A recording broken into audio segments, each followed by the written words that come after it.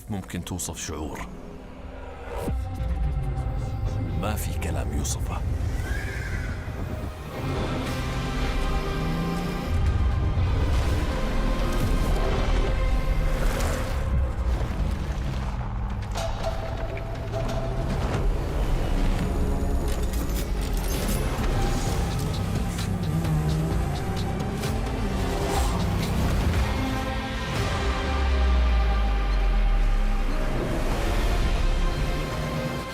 مشاعر ما يلزمها وصف. لما تحس بشعور جديد كل اللي عليك تسمح له يقودك.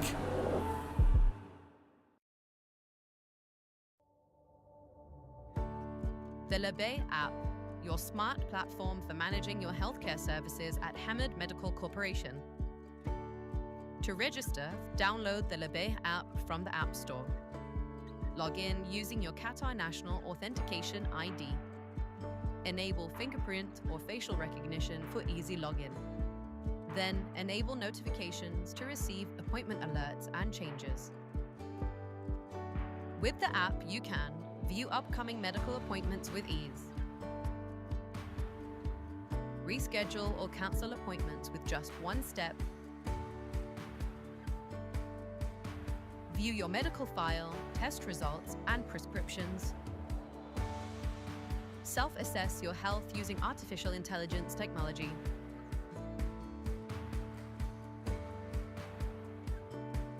Labay, your smart platform for better healthcare.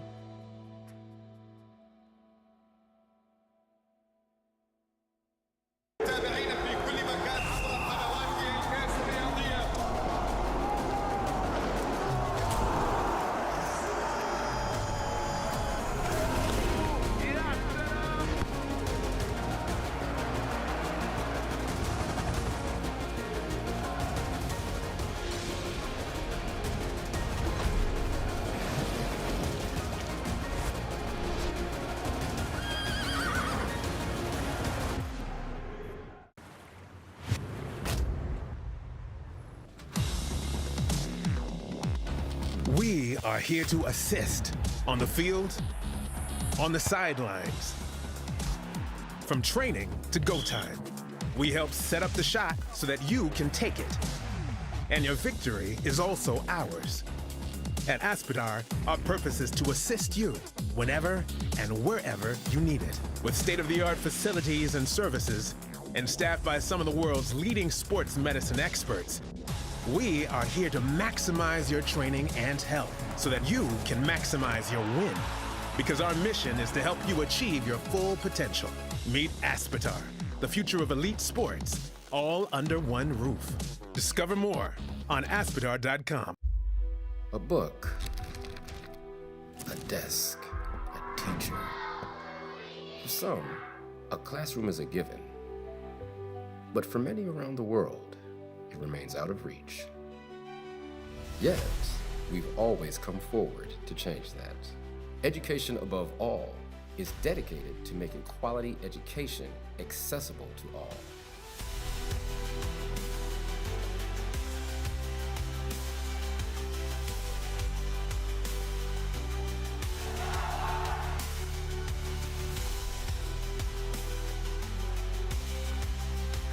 Because when a child learns, they don't just change their future. I want to be a pilot. I've dreamt of being a scientist. I want to work where I can help people. They change the world around them.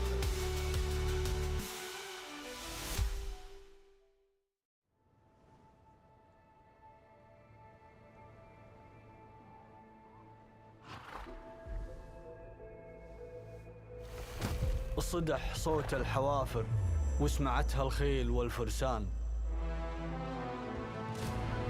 وصل لأقصى بقاع الأرض، صدى صوته ملا الأقطار طول وعرض.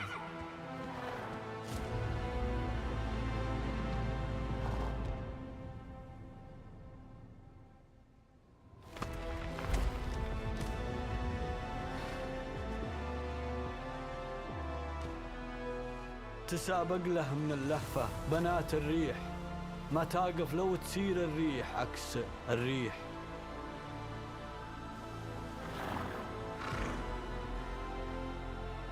من الصحراء تشوف الناس ضحضاح السراب أسراب، تلاحظ في ملامحها الغريبة حالة استغراب، تحدد وجهة الصوت اللي يصداه وصلت الأسماع،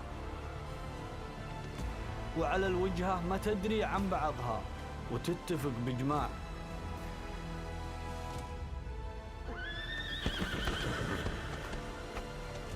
تجي من كل دار وكل صوب،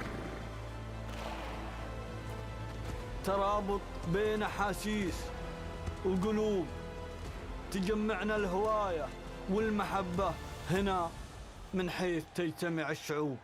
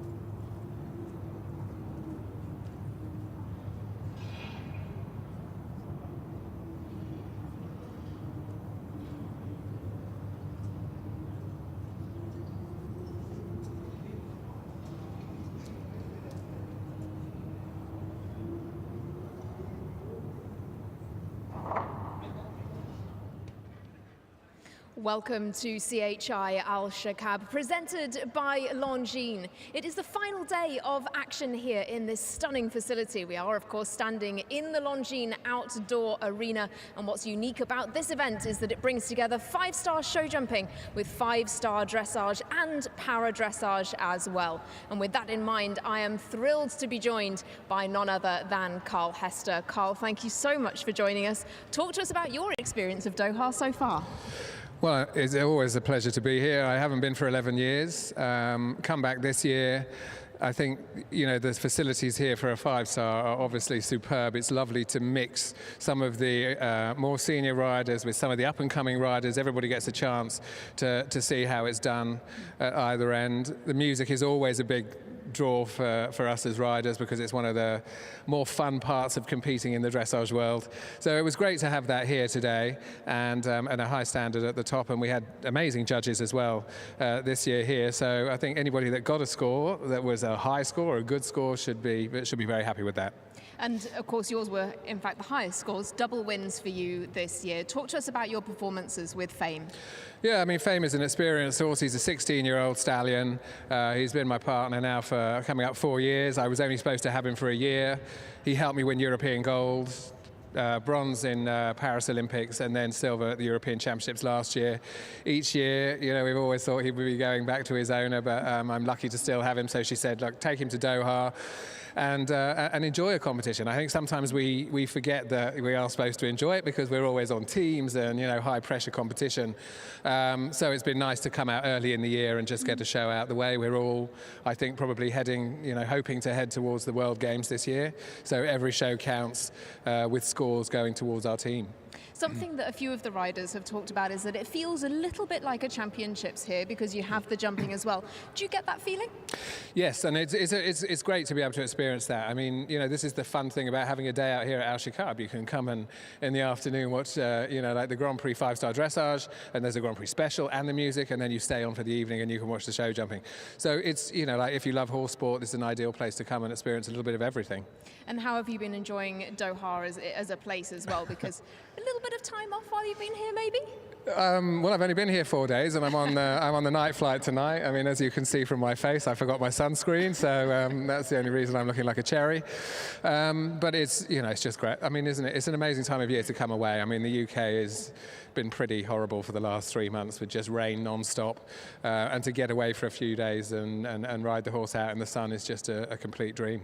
And finally, talk to us a little bit about the calibre of the field that we have here, because we have got some, as you say, up-and-coming riders and some pretty strong ones in the field as well. Yes, you know, we haven't actually got teams here. They're all individuals, but it is, as we said, a 5-star, so the younger riders can experience those sort of pressures from the judges and the competition. The top 3, I think, are a very high standard with the scores. You can see, you know, anything 80 and above is a very good score, and those top 3 scores, you know, 79, 80, 82. So that shows the high standard, and it's great to see these up-and-coming countries, you know, filling some fairly high spots today, quite tight behind, and a standard pretty good from the bottom all the way to the top. Fantastic. Well, it's been a real pleasure to have you chat to us. Thank you so much. Thank you. Well, great to have Carl Hester here in attendance. He hasn't been here for a few years, but very much making his mark in the dressage arena. We will, though, turn over very shortly to that 3-star Grand Prix. But if you wondered how we bring all of this coverage to you, we've shown you a little bit of a glimpse behind the scenes. Take a look at this.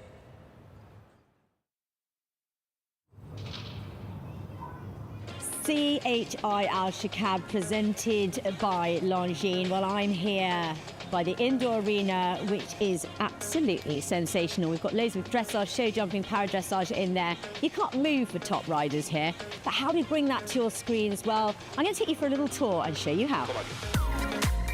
Well, first stop, we have the studio right in the heart of the action of this incredible outdoor arena. We've got the top class riders, we've got the top class horses.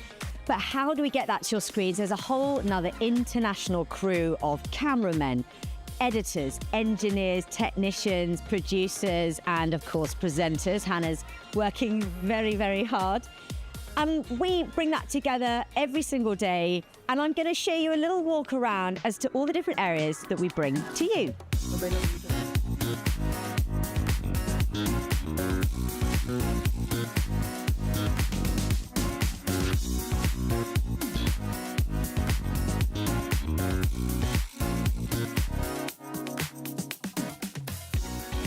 Well, from the studio down to the edge of the arena where the cameras are capturing all the live action inside and outside the arena.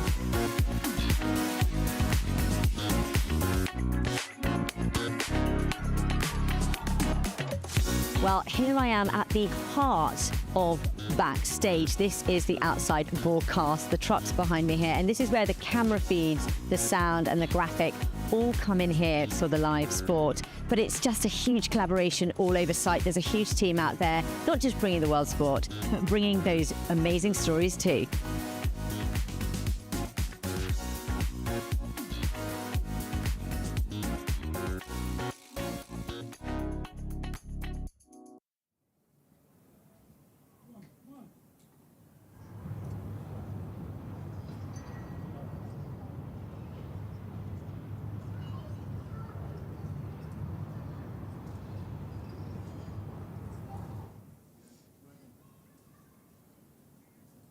Well, an incredible day ahead of us, an incredible evening of sport, of course, with our 3-star Grand Prix to come and the 5-star as well. Some serious prize money is on offer for tonight's competitions. Nearly over 100,000 euros, in fact, for the 3-star and 575,000 euros for the 5-star Grand Prix. So these are set to be very competitive events. And once again, we anticipate some very tricky courses. Uliano Vezzani is our course designer once again. He hails from Italy and he's set some of the toughest tracks all around the world, and rightly so has brought those to Doha, to Alshaqab for this CHI event. We have got some of the very best riders to come, and of course they are expecting a stiff test ahead. Well, down on the ground is Tom Frayne once again, and he's going to take a closer look at the course for us. Thank you, Hannah. I'm here in the main arena, getting ready to walk the course for this 3-star Grand Prix, which is over 100,000 euros, and I bumped into Peter Charles here on my way around. Peter, you're having a great tour here in Doha. I've got 3 riders here: Tom, Sienna, Eve, Harry, all going well. Thank you. Yeah, you're winning a lot of classes. Eve was superb yesterday. She wasn't the slowest, Tom. She's quick off the mark, fast rider, fast horse, left all the jumps up. That's what it's about. Great opportunities here to bring on young horses and get the riders up and running. Harry's after winning a couple of classes already, obviously a Grand Prix earlier on in the tour. That's true. We've got a lot of new horses here. Sienna's got some new ones. Harry has. Eve, the one she won on yesterday, is new to her. So it's a fabulous facility to do that. You get a little bit. You know what you're going to get, so you can prepare your horses really well for it. So there's no big surprises for young ones or anything, and the facilities here are top class. All 3 are taking part in this 3-star Grand Prix. I see they've all got entries in this, I believe. Yes, Eve's now opted out, so she's hurt her knee, so she's hobbling, she's lame. She won't pass the vet check today. Harry and Sienna are going to take part with 2 nice horses. You've had a look around this course, another one of Uliano Vezzani's legendary courses. What do you make of it? Good. He's built a very fair track, time depending on it, obviously. He's got his signature half a stride here from 5 to 6, very short 5 or a long 4 to a double of verticals. That's his trademark, which a lot of riders will figure that out. The bigger horses will go 5, and the handier ones will go. The bigger ones will go 4. The handier ones will go 5. So it's a nice course. Well, look, the 3 riders are very lucky. They have a gold medalist here, given an individual European gold medalist, team gold medalist from the London Olympics. Harry obviously has his gold medals now as well. It's a phenomenal team that you've put together. Talk to me a little bit about finding horses and the challenges of that nowadays. There's not enough good horses about, Tom. Everyone knows that. So the effort you have to put in nowadays to discover a raw gem, a nice young horse, is very difficult. You need some luck. You need to be in the right place at the right time when one comes available. There's so many riders around the world. The tours are everywhere. You know, you've got them in Spain, you've got them in America, you've got both coasts in America. You have them out in Abu Dhabi, you've got them here, Italy, they're everywhere. There's just not enough good horses to go around. So when you've got some real good ones and a good string, you've really got to look after them. Well, look, you're doing a phenomenal job. You have a brilliant team around you. The success is obviously showing. Look, thank you very much for your time. I really appreciate it. Thank you, Peter. We're just going to have a quick look. We got a couple of minutes. We're in the main arena here. They're going to start up in the top corner. Big oxer to start with. Then, a little bit unusual on this track. He's got a long distance from the second fence to the third. Long run from the first to the second. And then it's only when you turn around and jump fence number 4 that you get onto related distances. Peter just mentioned the fact here of sort of a trademark option that Uliano has set. So if we stand up here beside fence number 5, what you're going to see is horses will approximately land in here. And then what we're looking at is down to this double.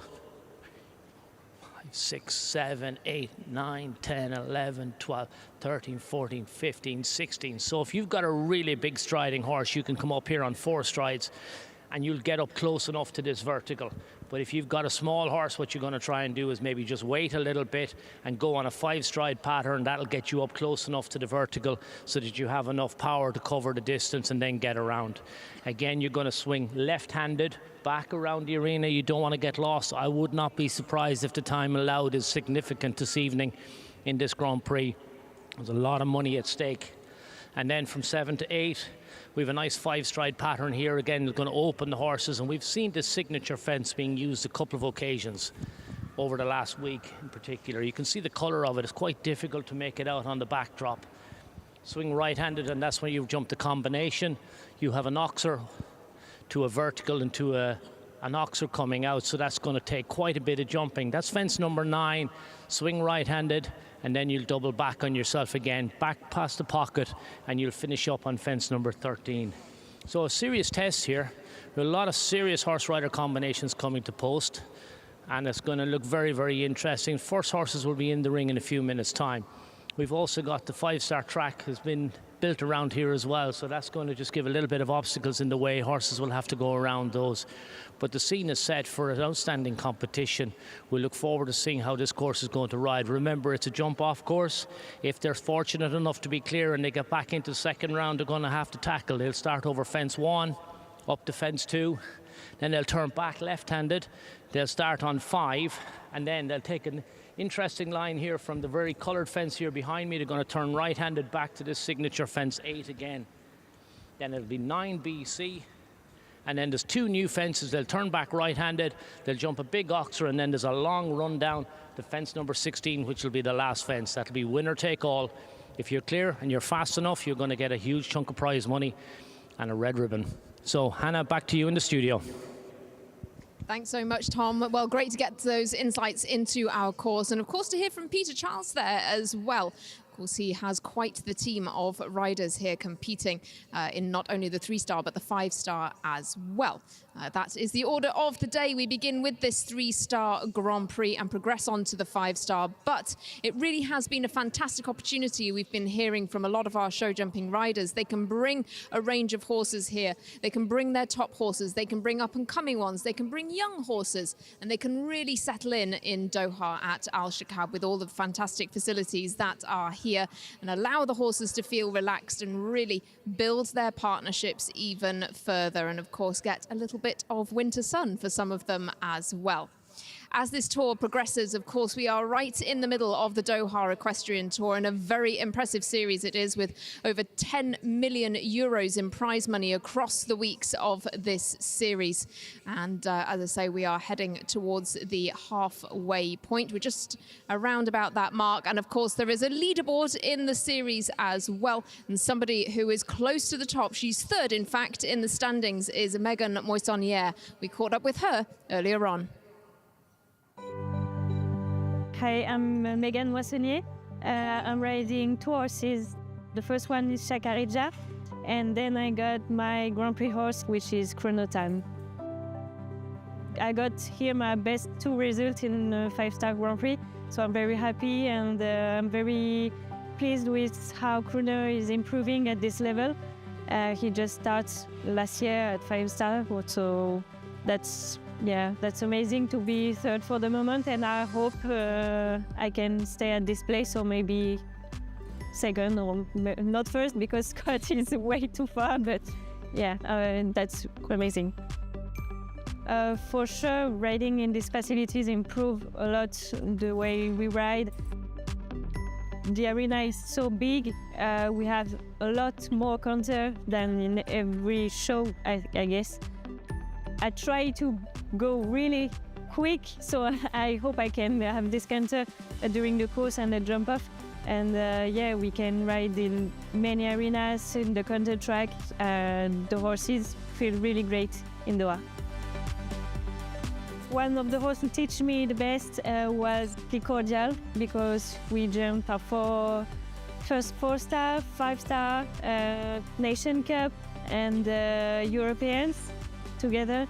And yeah, that's the best I rode. But now I have Kruner, and this is with him I have the best result in a 5-star. So yeah, both horses are very important for me. I'm so happy to compete here, to do 5-star every week. For my experience, it's very, very cool to be here, because I used to jump 5-star Grand Prix, but not only every week. So for me, that's amazing to be here. And when I enter the arena, I just focus on the round and everything disappears. Being in the podium during 5-star Grand Prix for my first time here, it was pretty amazing. 2 times behind Scott. First time I was so close to him. So no, I'm just really, really happy.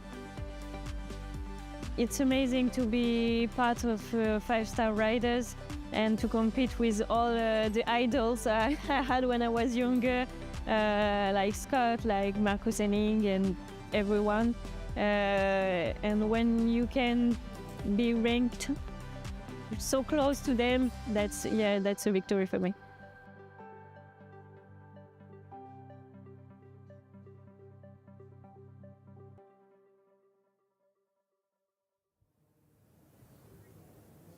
Well, fabulous to hear from Megan there, and she really is coming up those rankings in the Doha Equestrian Tour at a rapid pace. Well, Tom Frayne has made it up to the studio to join me, and we'll take a quick look at tonight's start list then ahead of this 3-star Grand Prix. So, Tom, good list here, 17 different nations represented, in fact. Anybody in particular taking your eye in this start list? Because we do have some of the very big names coming forward here. Yeah, there's an opportunity for some of the riders to ride some of their other horses at this 3-star Grand Prix. We have the winner from last week, Laura Tribas, here with George, a horse that we've seen a lot of in the past, and she's really cemented her relationship with that horse. Is she good enough to go back-to-back? She popped around the 135 yesterday, so I think she's been setting him up again for another crack at that, and she's been really competitive on the tour. So don't be surprised if she gets her nose in front. He's would expect to see him in the jump off. There's a lot of riders here who've been knocking on the door and be looking at this opportunity. Hansi is there. He's a nice horse that he's done really well again last week. So you look at the form, see who's going particularly well. Interesting talking to Peter. He thinks that Harry will have a good chance with his horse. And look, Harry again is another rider who's on fire. So I wouldn't be surprised. Max Kuhner has Cornice Lady. That's an older horse with a bit of experience. He won't be too far off, but Niels Brussels has been knocking on the door as well. So there's a number of riders here who you're going to pick out. It will be very hard to sort them all out. The first round will give us an indication who's in particular form, but as we've seen in all the big classes across the weeks, all these riders, when they get an opportunity in a jump off, they have not been found wanting. They've all been so competitive, and trying to sort them out is going to be really, really difficult. There's nothing between them. Well, very hard to call this competition. It really is going to be a serious showdown twice tonight, in fact, once for the 3-star horses, and then again, of course, for that final showdown, the 5-star Grand Prix to come. Just in case you are not familiar with this format, of course, we're looking for riders to jump a clear round inside the time allowed before they can progress onwards to the jump off, where it will be taking place over a shortened course, and it's all about speed.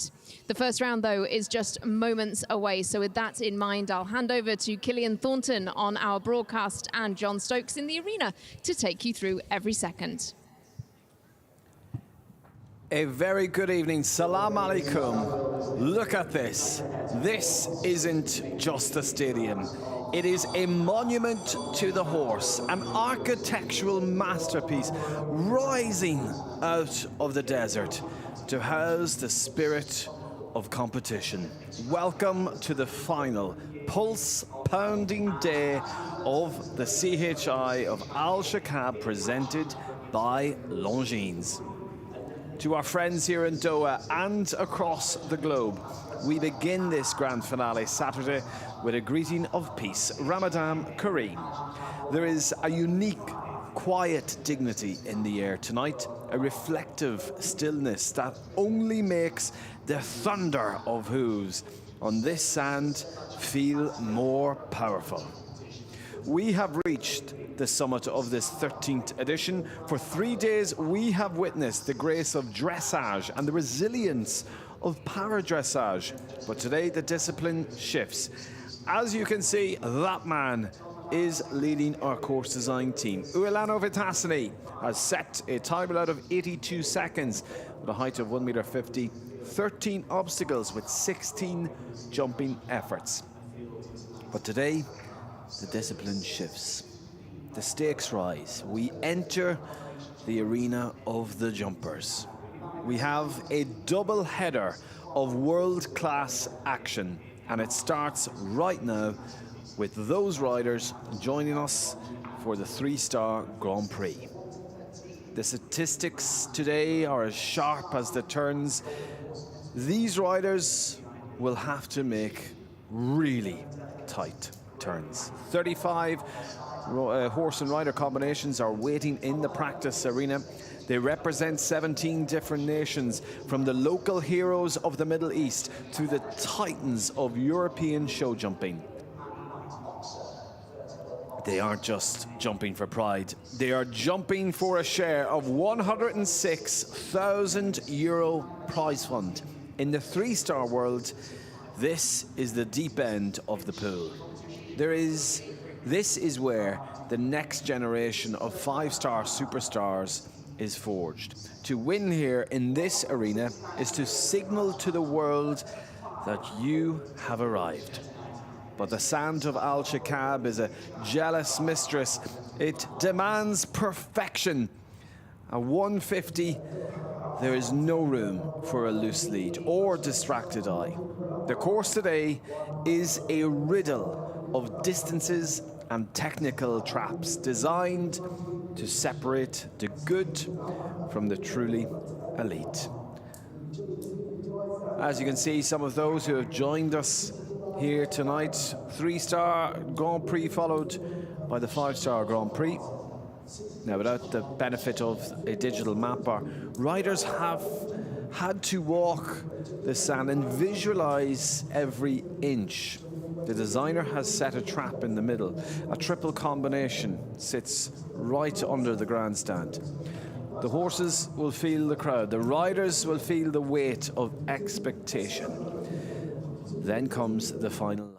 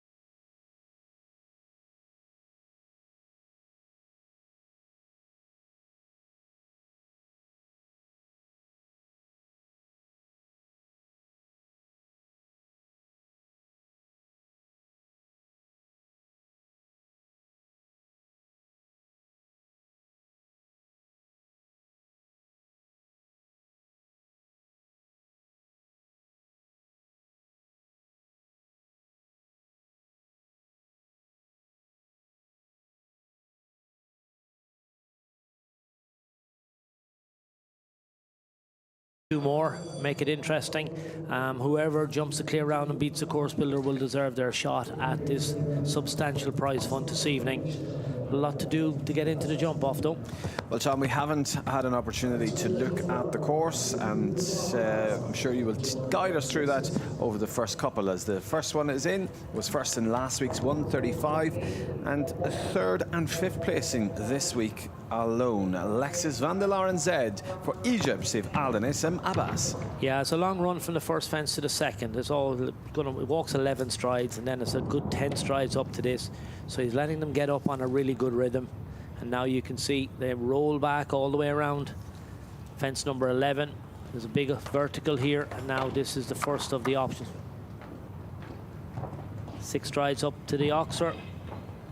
He's a big horse. Oh, and there you can see that's the challenge that's been set here. Looked like he had moved up nicely on the 4-stride distance. That's what he had opted to take. It's a vertical going into the combination. It's a double vertical, so 1 stride in the middle. It's set up at a good height. It's a good 1.50 m on the way in. So now he has to make a decision what he's going to do. So he's going to come around to visit the Qatar fence, pick up a decent canter if he can. Needs to just get the revs up a little bit more, I suggest. More power. Now he wants to pop in here. And no problem the second time. Now this isn't going to help the riders outside. They would have been looking at this rider to see what the time allowed was going to be like. The judges and the course builder, in consultation with the course builder, can actually change that after the first number of horses. 5 strides there.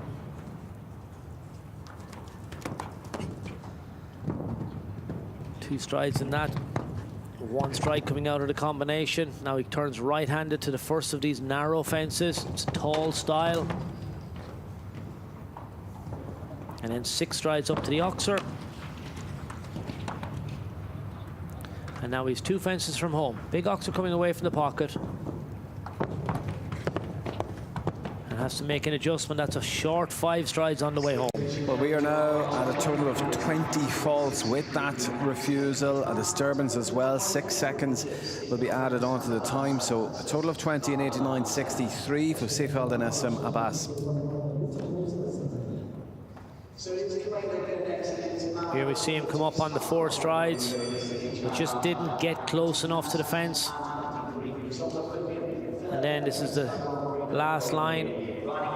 That narrow fence, that pole is only approximately 2 meters wide, but again, hold full 1.50 m. We move on to the second partnership, Ali Al Khafouri. He rides a 13-year-old gelding, quite simply named Asian Games gold medalist. He won a 2-star Grand Prix last week in his home nation as he goes for Kuwait. That's quite a simple naming protocol. Just pick 1 letter from the alphabet.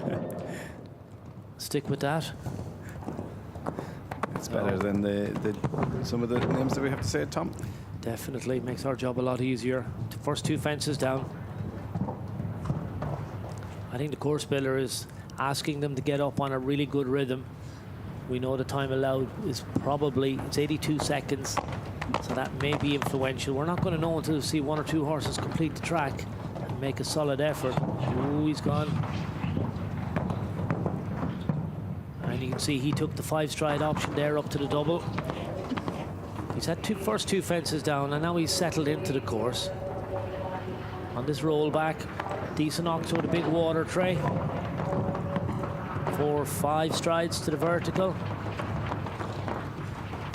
6, 7 to fence 9, 2 strides. Vertical coming out, has a little bit of a rub on that. Now sets up for the style. 5, 6, good jump there, and you can see he drops back very quickly. There's an Oxer here, and now a short 5 after this, so you watch him wait. 3, 4, good control.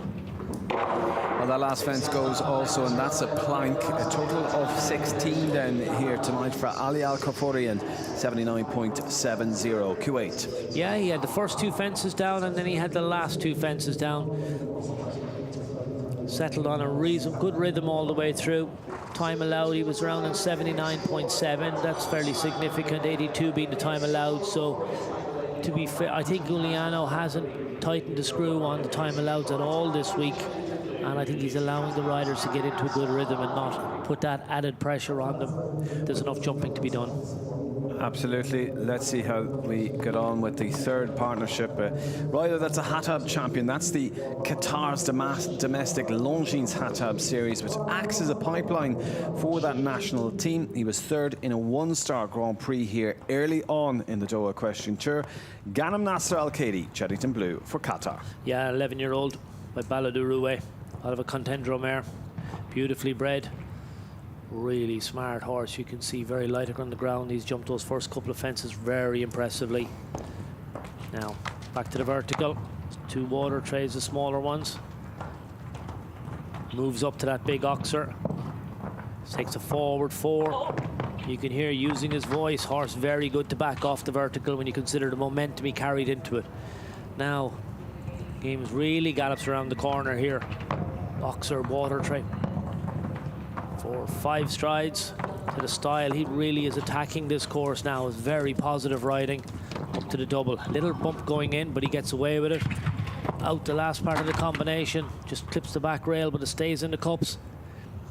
Now he's had a little bit of luck. Can he keep it together now? 4, 5, 6 wide oxer.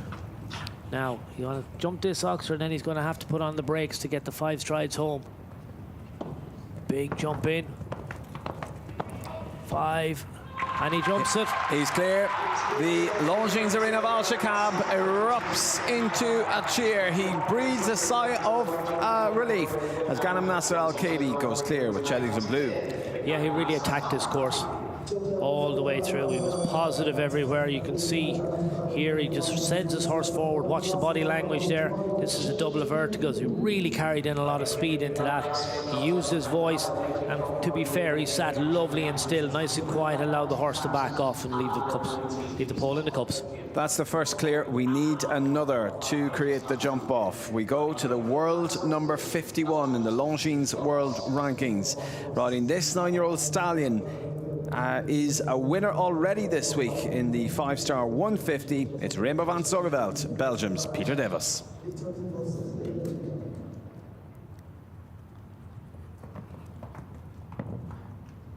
Yeah, starts off really gently, up on the 11 strides from 1 to 2. And that just basically just tells us that he's on the rhythm early. Tall vertical and just a little leg hanging there. Rainbow just needed to be a little bit neater with his 2 front legs. He's only a 9-year-old. He's a stallion by Conrad Obolinski, or the Vagabond de la Pomme mare. Beautiful athletic type. You can see light on the ground. Just moves up so effortlessly there. Another one of these potential superstars that Peter is bringing on. He has such strength and depth now. He has a proper team of good horses. We're going to see him later on in the 5-star Grand Prix. He was excellent last week. He was a winner yesterday. And what an opportunity again to get this young 9-year-old stallion into the combination. Pops the vertical in the middle, just a little squeeze, and he does that beautifully. Again, we've got that large ring gag snaffle. Makes that oxer look easy. It's a full 1.45 m, 1.50 m wide. It's the big jump coming away from the pocket. And look at the control that he has. Just makes a little adjustment. Shortens on the 5 strides. Just ever so slightly over the time allowed there as well, 82.15. It's 4 for jumping, 1 for time, a total of 5 then for Peter de Vos, Rainbow van Zorgeveld. Yeah, look, this is a potential superstar. He's in this ring to learn his trade. That's such a minuscule mistake. Just the slightest little touch. Everywhere else, he's absolutely foot perfect. Watch here, you can see the 2 hind legs just pushing off the ground in sync, maximizing the potential jump that he has. We move on and remain with the European riders as Roberto Prievatali crosses the start line. He rides this 10-year-old stallion Qashqai SB for Italy. Another 10-year, this is a 10-year-old stallion by Arezzo VDL out of a Romero B mare. Now just keeps a nice even canter. You can see Qashqai is very forward to the jump every time, so Roberto has to factor that in when he's riding a distance. So he sets him up nicely. The horse is very energetic to the jump. So you can see Roberto keeps it nice and contained, anticipates that, and then just controls it. Oh, coming out again. Big challenge there for the horses and the riders is when they've jumped in over that big vertical is to be able to balance themselves and sit back on their hocks. Big oxer here. To the stile. Into the combination. Vertical in the middle. Gets plenty push on him. Really sends him forward to the front rail on the last part. Stile here now again. That's gone as well. He's just knocking up a few fences here now. Keeps coming. 10-year-old, again, get into the ring. Educate him. He's got to be a little bit more attentive. Last fence. Yeah, will be a total of 12 then for Italy's Roberto Privatali and Qashqai SB 78.25 on the time. Yeah, just trying to manage around here. We see him into the double. Vertical in. And watch here, just very good. Just didn't finish. He needed to hold his hind legs just up in the air that a little bit longer. There, he was just a little bit too slow with his front legs. And now, again, very good there. You can see the horse had learned from those previous mistakes and really worked hard to open his shoulder there. We go now to the world number 35 in the Longines world rankings. He's just aged 26 and a Paris gold medalist Olympian. He rides Fighting Phil, a 9-year-old gelding. It's Harry Charles, Great Britain. We've seen this a couple of times with horses without brow bands and sort of different setups, bridles on them. And a lot of thought being put into what's making it really comfortable for the horses. Obviously, the riders want as much control as possible and the horses to really be connected to them. So anything that's going to distract the horse from listening to the rider and, you know, having the control that you need, riders are really paying attention to it. Now into the double. This is a big horse. You can see he covers a lot of ground. Lots of scope. And again, just watch Harry, the way he sits on the horse, keeps his hands in front of him. It's a beautiful light connection. And you watch the reins, how soft they are.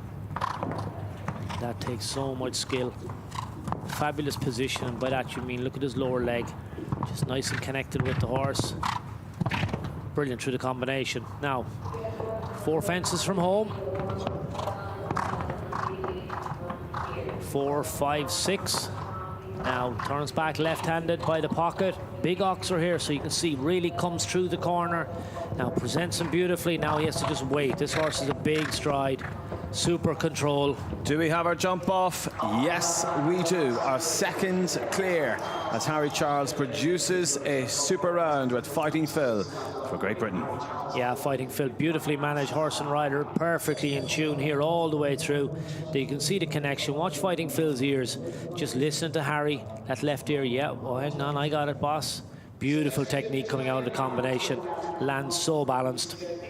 2 clear with 28 left to go. We go to Germany's Hansi Dreher. He's had 4 top 8 performances this week, including second in the 5-star jump-off class. He rides Harley de la Sense for Germany. Here we go. He was very good in this class last week.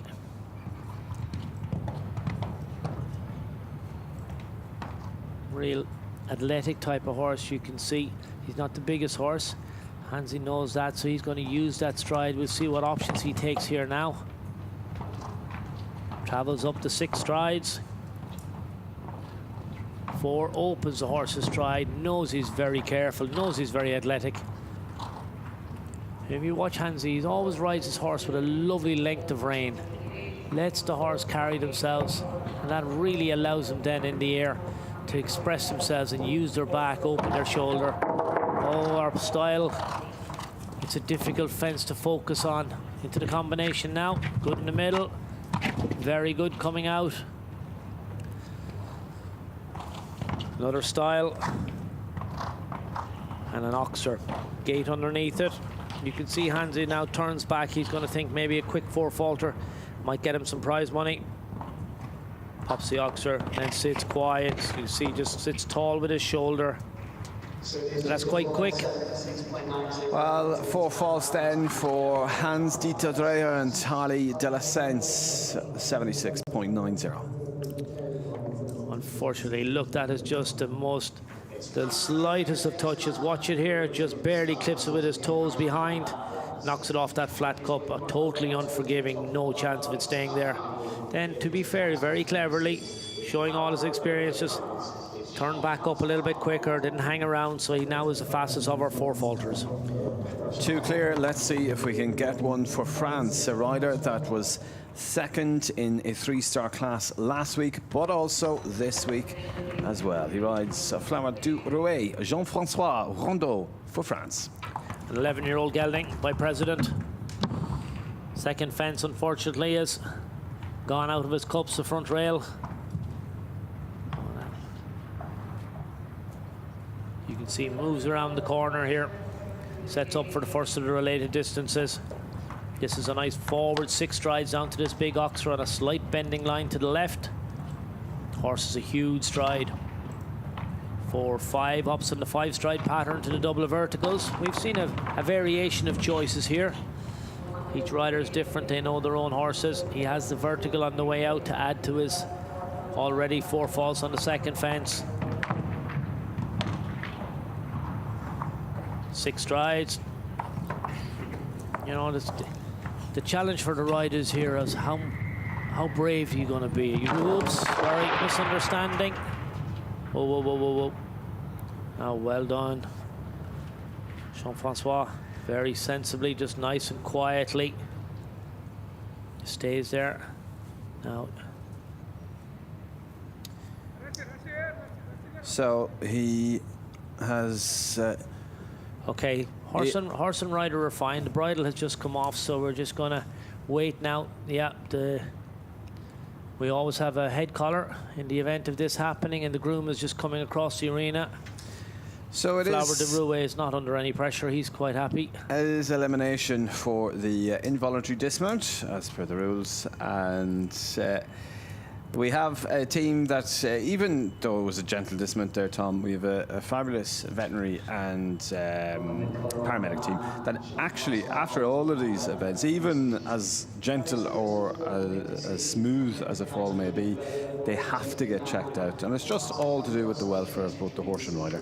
Yeah, certain our protocols are there, our FEI stewards are there to ensure everybody's complying and not taking any chance. You can imagine the riders, of course, their adrenaline is up, and having a fall, you know, they're going to go out now. We have our paramedics are here, they're going to check the rider. Our vets here, our veterinary team are here, they're going to check over the horse and make sure everything's 100%, and rightly so. Well, as it stands, it's Ghanem Nasser Al-Qaedi for the state of Qatar, Harry Charles for Great Britain. They are the 2 riders that go through to the jump up, but we still have so much more to go. It is 24, in fact, to go. And we will have an arena maintenance break at the halfway point. At that stage, we will also have some studio analysis. We move on to Spain, Sierra Martinez Goya. This is Coiba, and 10-year-old mare by Canaan.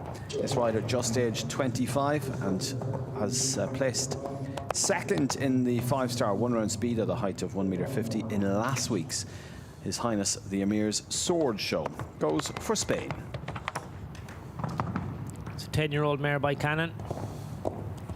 Really stunning looking type. You can see good big physical model, but very athletic, super technique, lots of power. Just the type of horse you'd like to be riding if you're heading out to jump one of these 1.50 m tracks. And I'm sure if in the future, don't be surprised if we see this horse step up to 1.60 m, floats up that distance, and very good coming out. Carried a lot of speed and momentum in there. Good test of the horse. Sierra just sat nice and quiet, let the horse figure it out. Now, big oxer here. 5 strides, super careful on that really difficult fence. Now stays on the pattern here around the corner, into the combination. Oh, just a little bit quick in the middle. Wasn't able to get her hind legs out of the way. Now sits back for the style. 6 strides up the arena to that big oxer, and now you can see drops back reasonably quickly. There's another oxer here now. Then we've got a slow up for the 5 stride. Good control. Whoa. We'll finish with 4 in 74.98 then. Sierra Martinez Goya and Cohiba para España. We just see it come to the combination here. You can almost see the horse is quite quick, is travelling into this. Good in front. Just didn't get high enough and lower to hinge behind and get her hind legs out of the way. Super effort all the way through. She was brilliant here at the first of the combinations. That vertical double. Really travelled into that, but backed up beautifully. Great Britain already has one through to the jump off. Let's see if this former European young rider champion, when he picked up that gold medal in 2024, but he won the 2-star Grand Prix early on in this Doha Equestrian Tour. He rides a 12-year-old gelding, Cassius. For Great Britain, Ollie Fletcher. By Kamal Foe. Ollie's having an excellent tour. He's been here since the beginning. He's really enjoyed it. Has a solid string of horses here, and they're just going from strength to strength. You can see another rider who's opted to be very positive and take on this track. Sends his horse forward. Very positive on his approach to the jump. So you can see, sets it up nicely off the corner, gets good and straight, and now powers the horse forward. Really motivates this horse. And again, very positive. Whoa, good riding.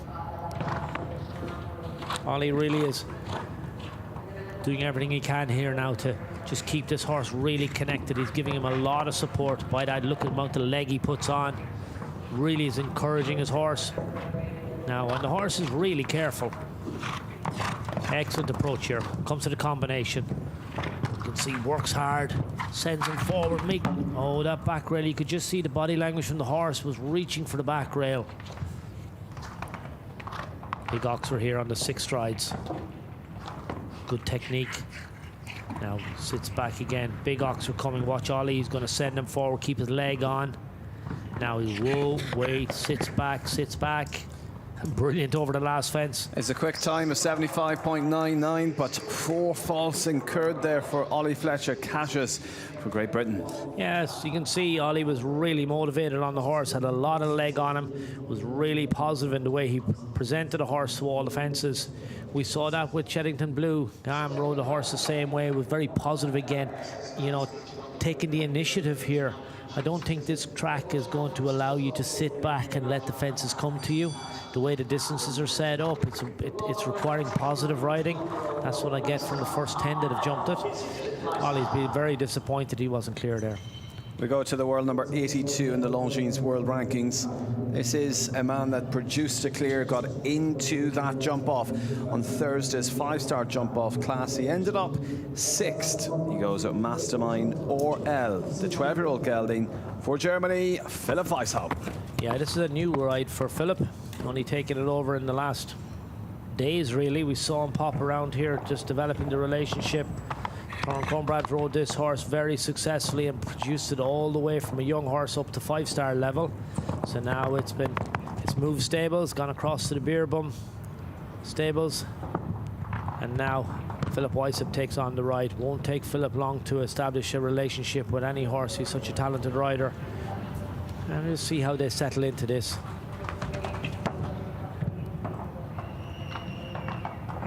6 strides again. Horse is a big stride. Up on the 4. And you can see real experience. Look at the scope this guy has when he's in there. He just holds his body, just goes high. It keeps it nice and level all the way through now. And very careful. A little adjustment going to the combination. Press to get out. A little bit of whistling going on. I wonder, is his time significant? Should be okay. Just runs up the hill there a little bit. Now, Oxer. And then the short 5. Can he get home?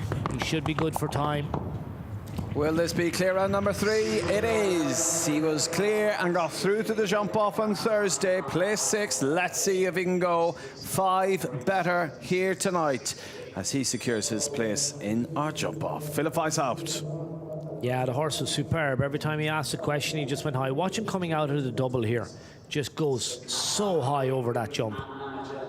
Brilliant performance. You can see Philip's just working that a little bit more than we're used to seeing him. I think this is just a relationship partnership that's just being formed. And it won't be long before they really have it nailed down. So see him back in the second round now. Well, interestingly, that is the fastest of the clears that we've had, and one of the fastest rounds as well, Tom, as we go to Jada Bosso, Cool Paradise, Italy. Difficult when you've had the first fence down to keep your concentration.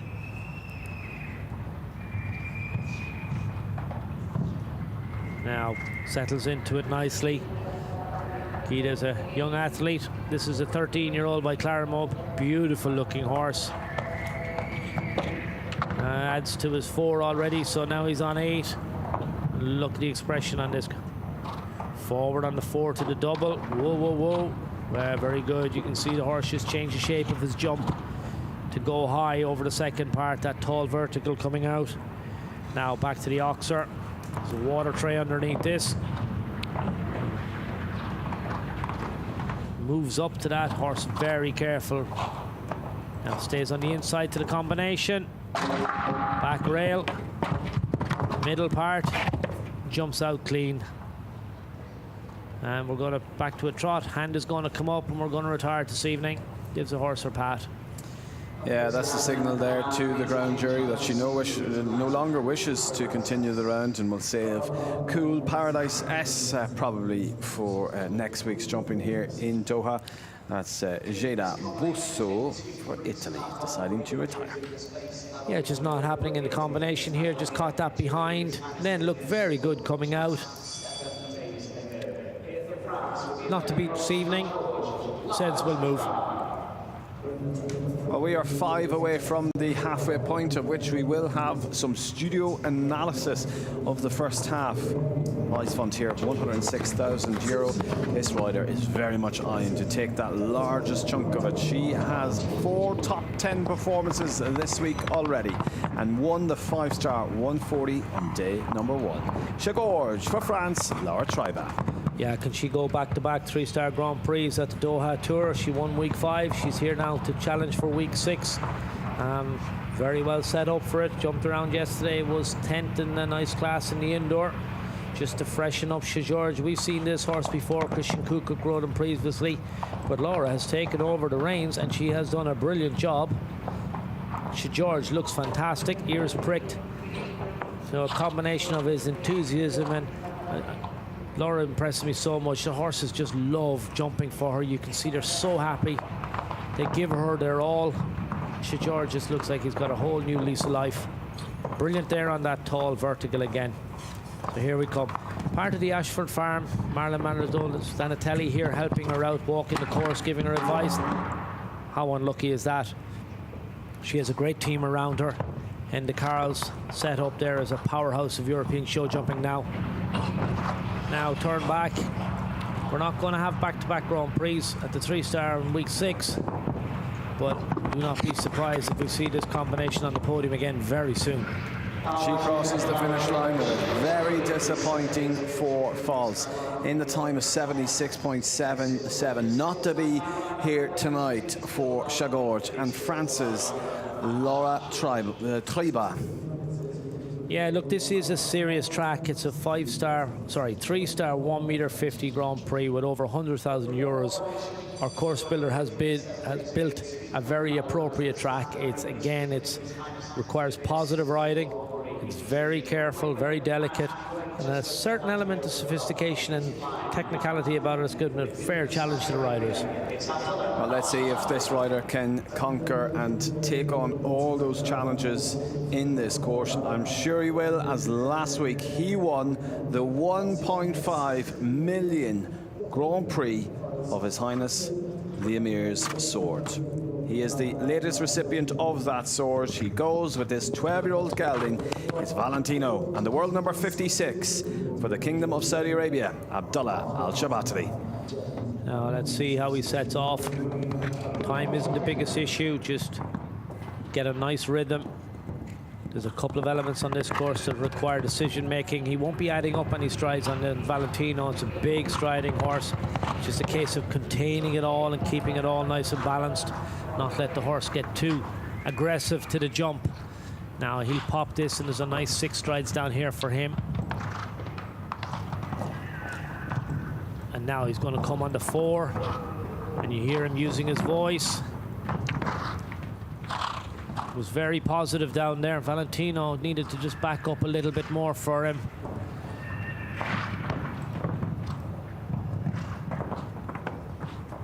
Very careful, very scopy again. Now he sets up for the combination. Oxer in. 2 strides to the vertical. 1 stride to a big oxer with a good stretch over the back rail. Now the first of these styles is narrow but tall. And he sets sail up there to make the back rail of that oxer. 2 fences from home. He's very, very quick. He's opted to go for a fast 4 falter here. Waits on the 5 to the plank. That second last fence goes along with another on-course, so it will end up being the 8 faults for the Saudi Arabian rider Abdullah Alshaqab with Valentino. We will see him in the 5-star Grand Prix. Yeah, that's the first of his fences down. That's the double verticals up at the top end of the arena. That's the second last fence. He was very quick. 74.44 is the fastest time we've had so far in the competition. So he was opting for a fast 4 fault there and get some prize money. A rider now that represents Italy and the Carabinieri of Italy, the Italian National Police. He's dominated the podium here, including winning at 5- and 3-star level. Riding Chabrello PS is Emanuele Guadiano. Chabrello's a big striding horse again. You can see he's having to work hard to get him back off that vertical on fence number 3. Chabrello looks very strong today. He's having to go wide there now and set him up for this vertical with the water trays. 4, 5, 6. Now he's definitely coming 4. To the double of verticals. Helps him using all his experience. Keep the horse off that back. Second part. Now again, big oxer here, and then followed by that really careful plank set at maximum height. Now combination. 2 strides. Ooh, looks good in. Yeah, well managed, well ridden. 4 from home. Now to style. 1.50 m. Oh, just comes up very quick off the corner. 6 strides up the hill. Back left-handed, big oxer, and then a short 5 to the plank. Reaches for the back rail and makes the adjustments. Whoa. We'll end up in 4 faults then for Emanuele Guadiano riding Chabrello PS for Italy. And look how fast he has been. 74.41. That's super quick. I'm not sure he wanted to go that quick. Chabrello had taken over a little bit. He was in a hurry. You could see Emanuele really having to work hard, but to be fair to horse and rider, when they get there, he's created enough space and the horse answers the questions. One to watch for the 5-star Grand Prix as well. With just the 3 until that break, we go to Abdulaziz Fahad Al-Eight. He rides Q-Laden, his 10-year-old stallion. At the moment, just the 3 clears: Ghanem Nasser Al-Kadi, Harry Charles, and Philip of Weishaupt.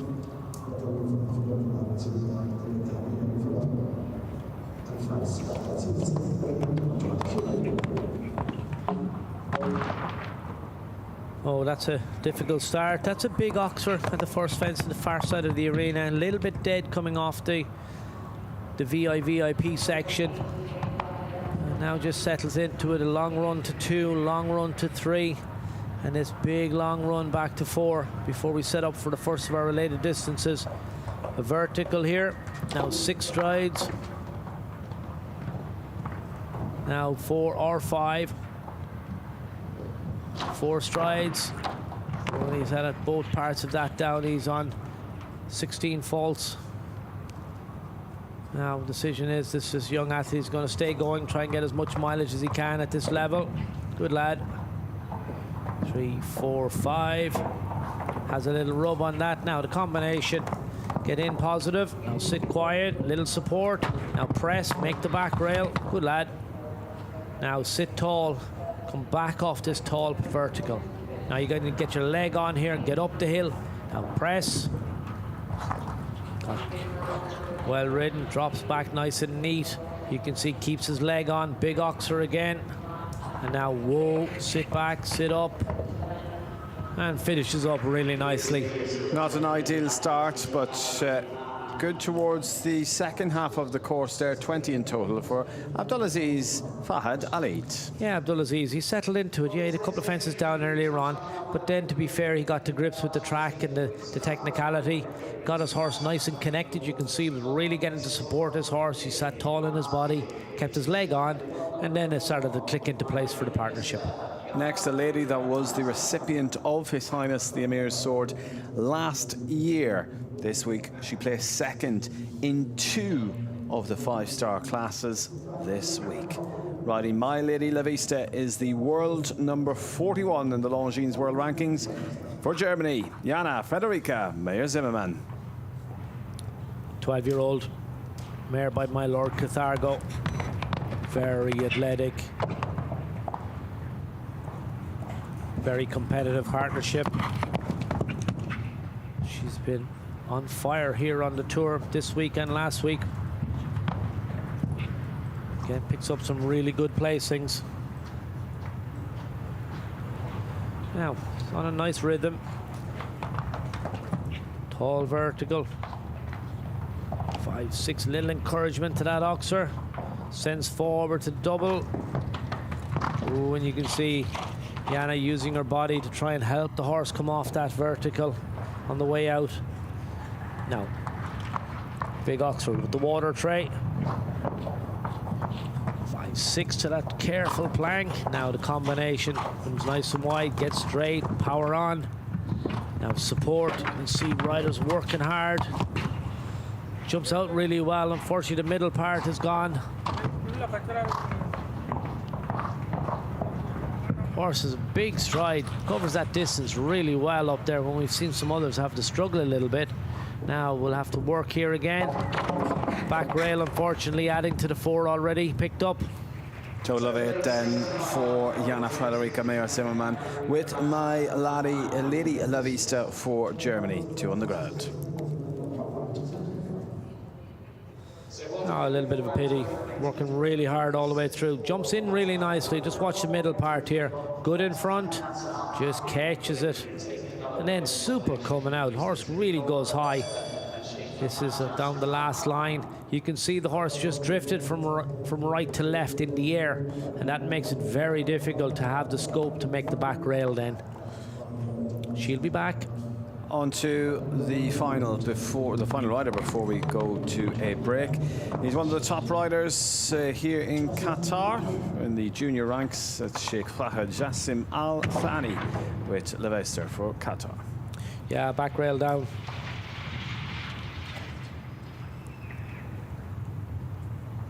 So nice and organised around the corner here. This is a 10-year-old by Elvis Terput. Now, eases up there on the 6. Cruises up on the 4.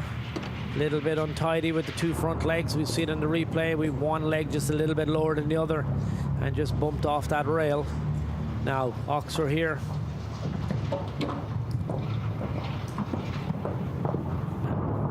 Attacks the tall vertical. Now comes to the combination. This 10-year-old is very scopy. And skips out over that big oxer at the last part. Now keep it nice and careful.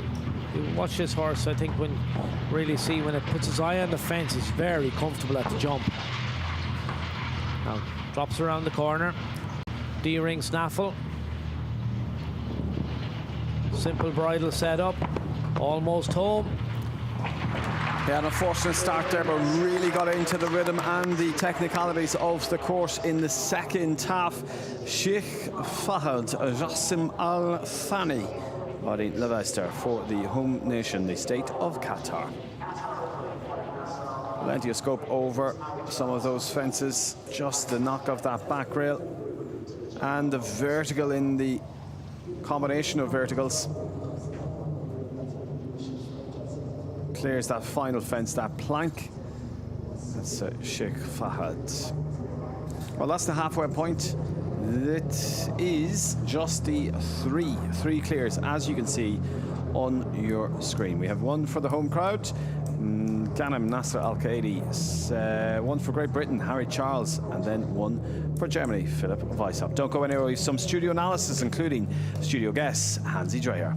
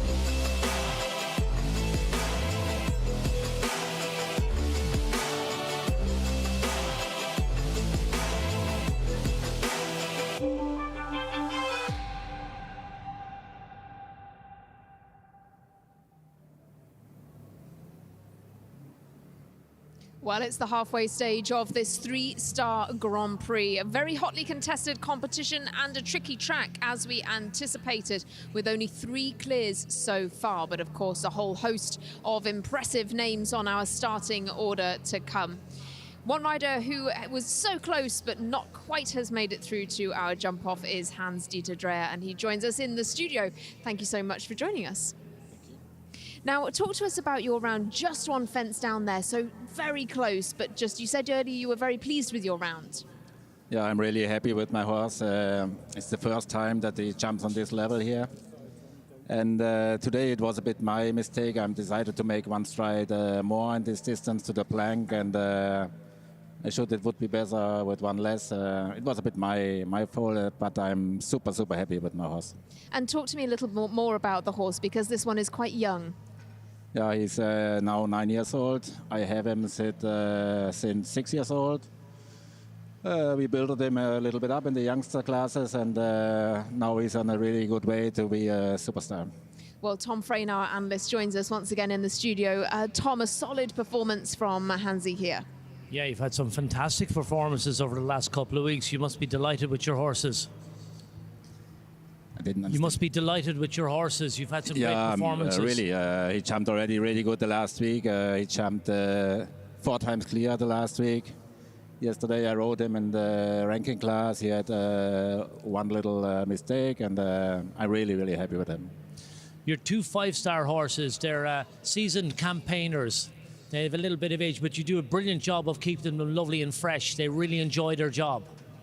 Yeah, on this moment, I'm really on a good way with my horses. They are in a good shape, and they are really motivated.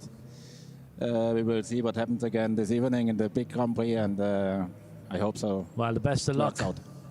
How many horses do you have here, Hansi? I have 4 horses here, and I will do another 2 shows, and then we go back to Europe. And how have you been finding being in Doha? Because I know a lot of people have commented that it's great to be able to settle in somewhere. Yeah, I know Doha already a long time. I was sometimes here, and it's a really, really nice show. All the people, they are really friendly. It's absolutely good for the horses. We can ride everywhere on the racetrack, and we can play a little bit with them all the day, and it's really, really nice. And you talked a little bit about your performance, of course, having that moment at the plank, but where else in this track do you think has been catching them out in particular? I didn't understand it. Sorry, where else in this course do you think has been particularly difficult? Yeah, I think this line from 4 to 5 and 6 AB is the most difficult line, and then also to this blank you have to decide you will do 5 or 6 strides. Yeah, I make the wrong decision. Well, thank you so much for joining us. It's been great to hear from you. Thank you very much. Tom, let's just have a quick look then at the second half of this competition, because we very briefly talked about the starting order earlier on, but some big names still to come. World number 19, Max Kühne, on our list. Nadia Peter-Steiner's been very strong all week. She ranks in the top 50 in the world, and she will come forward once again as well. Looking further down, we do also have the likes of Megan Moissonnier. We heard from her earlier. She's third in those Doha Equestrian Tour standings, so still plenty of big names to come. Yeah, we have a lot of big names left to come in this class, but the test is beating the course builder. He set a very subtle course, is very testing, not in a big gutsy way, but just is very light, very careful. It's interesting. It seems to be rewarding the riders that are particularly positive. If you set out and get a good strong rhythm and attack the course, that seems to be the winning formula at the moment. So we're going to have to wait and see. If you look at our riders that have done clear rounds so far, they've been actually quite quick around the track. So it's interesting. There's a lot of very good horse rider combinations to come. A couple of really big names there with some very nice horses. Don't be surprised if we end up with our 8, maybe 10 in the jump off still. Well, that's Tom's shout. It's 8 or 10 potentially to come back for the jump off, but don't go anywhere. We're bringing you the second half just in a couple of moments. I hear a horse is coming into the arena, so it's back to Mr. Killian Thornton and Mr. John Stokes to take you through it all. Thank you, Hannah. Welcome back to the second half of the first round, where just the 3 have proved that they can take on this track and produce a clear round. That's Ghanem Nasser Al-Qaedi for Qatar. Great Britain's Harry Charles, and then third of those clears. And third to present in the jump-off in that order will be Philip Weishaupt.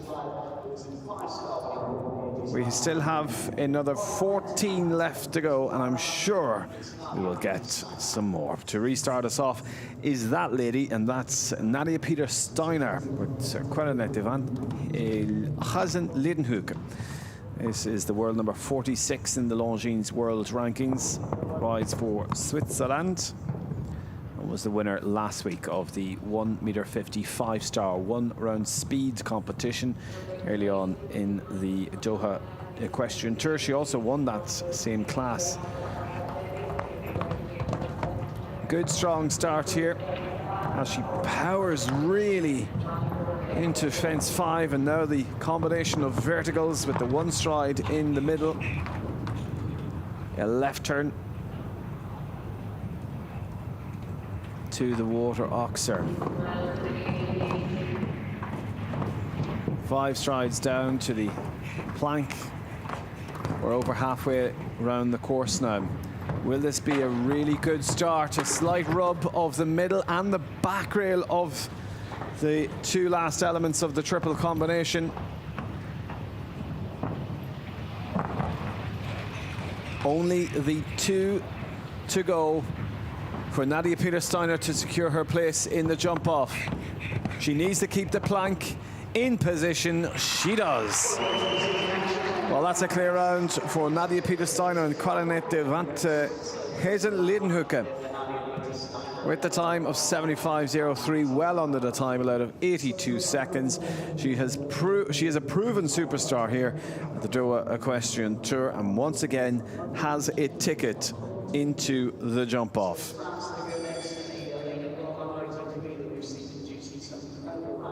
Yeah, well done to her. As she clears that last fence, I'm sure there was a real sigh of relief as the planning and preparation now turns for her to prepare for the jump off. We will take a look at the jump off right before we start it, including some analysis from Tom and Hannah in the studio right before we get to that. A lady now that was top 10 in the 3-star special 2 phase this week, but she comes off the back of being part of the winning French team on the opening Longines League of Nations series. Her cup competition last week in Abu Dhabi. For France, the world number 83, riding Kepanio Balou, is Jean Servan.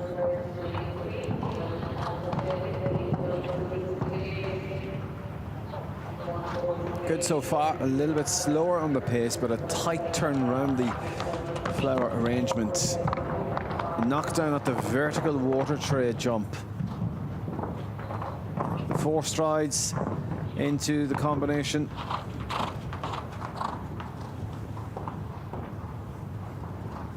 Now into the water jump oxer. The 5 down to the vertical.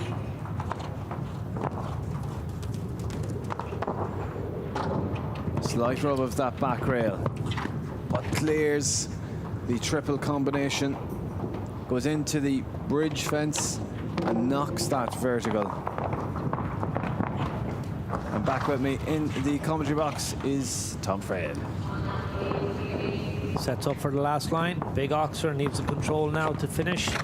She's back off that rail, jumps it very, very well. Will be 8-12-7 and 75.77, 2 down. 1 at the start and 1 at the end of the course there for Jean Sajon and Capenio Balbouet for France. Yeah, this is a horse she's developing a relationship with. It's new to her string. It's going to take a little bit of time before they really gel, but you can see the horse has a lot of scope, a lot of power.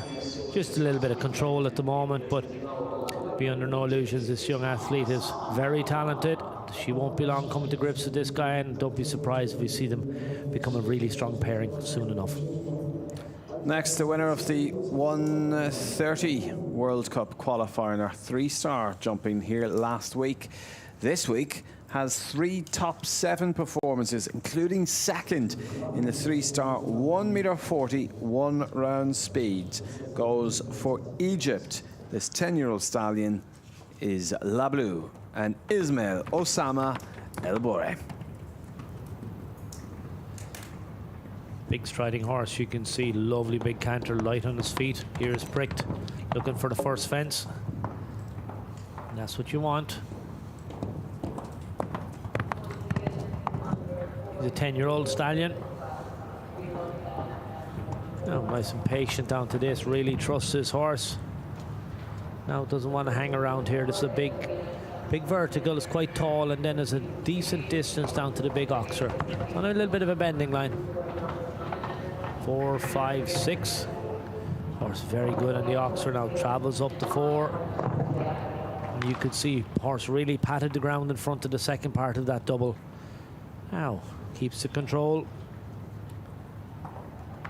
2 reins, 3 ring type snaffle.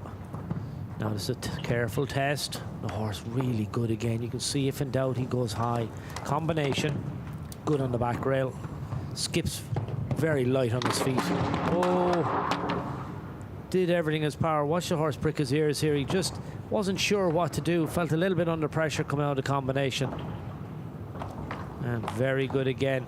Yeah, the riders now started to speed up a little bit, but having a fence down late in the track is a disadvantage if you're trying to get a fast 4 falls. Last fence coming up, good control. Just the 4 then with that knockdown. 1 on the ground for Ismail Osama El Bore. La Bleu for Egypt.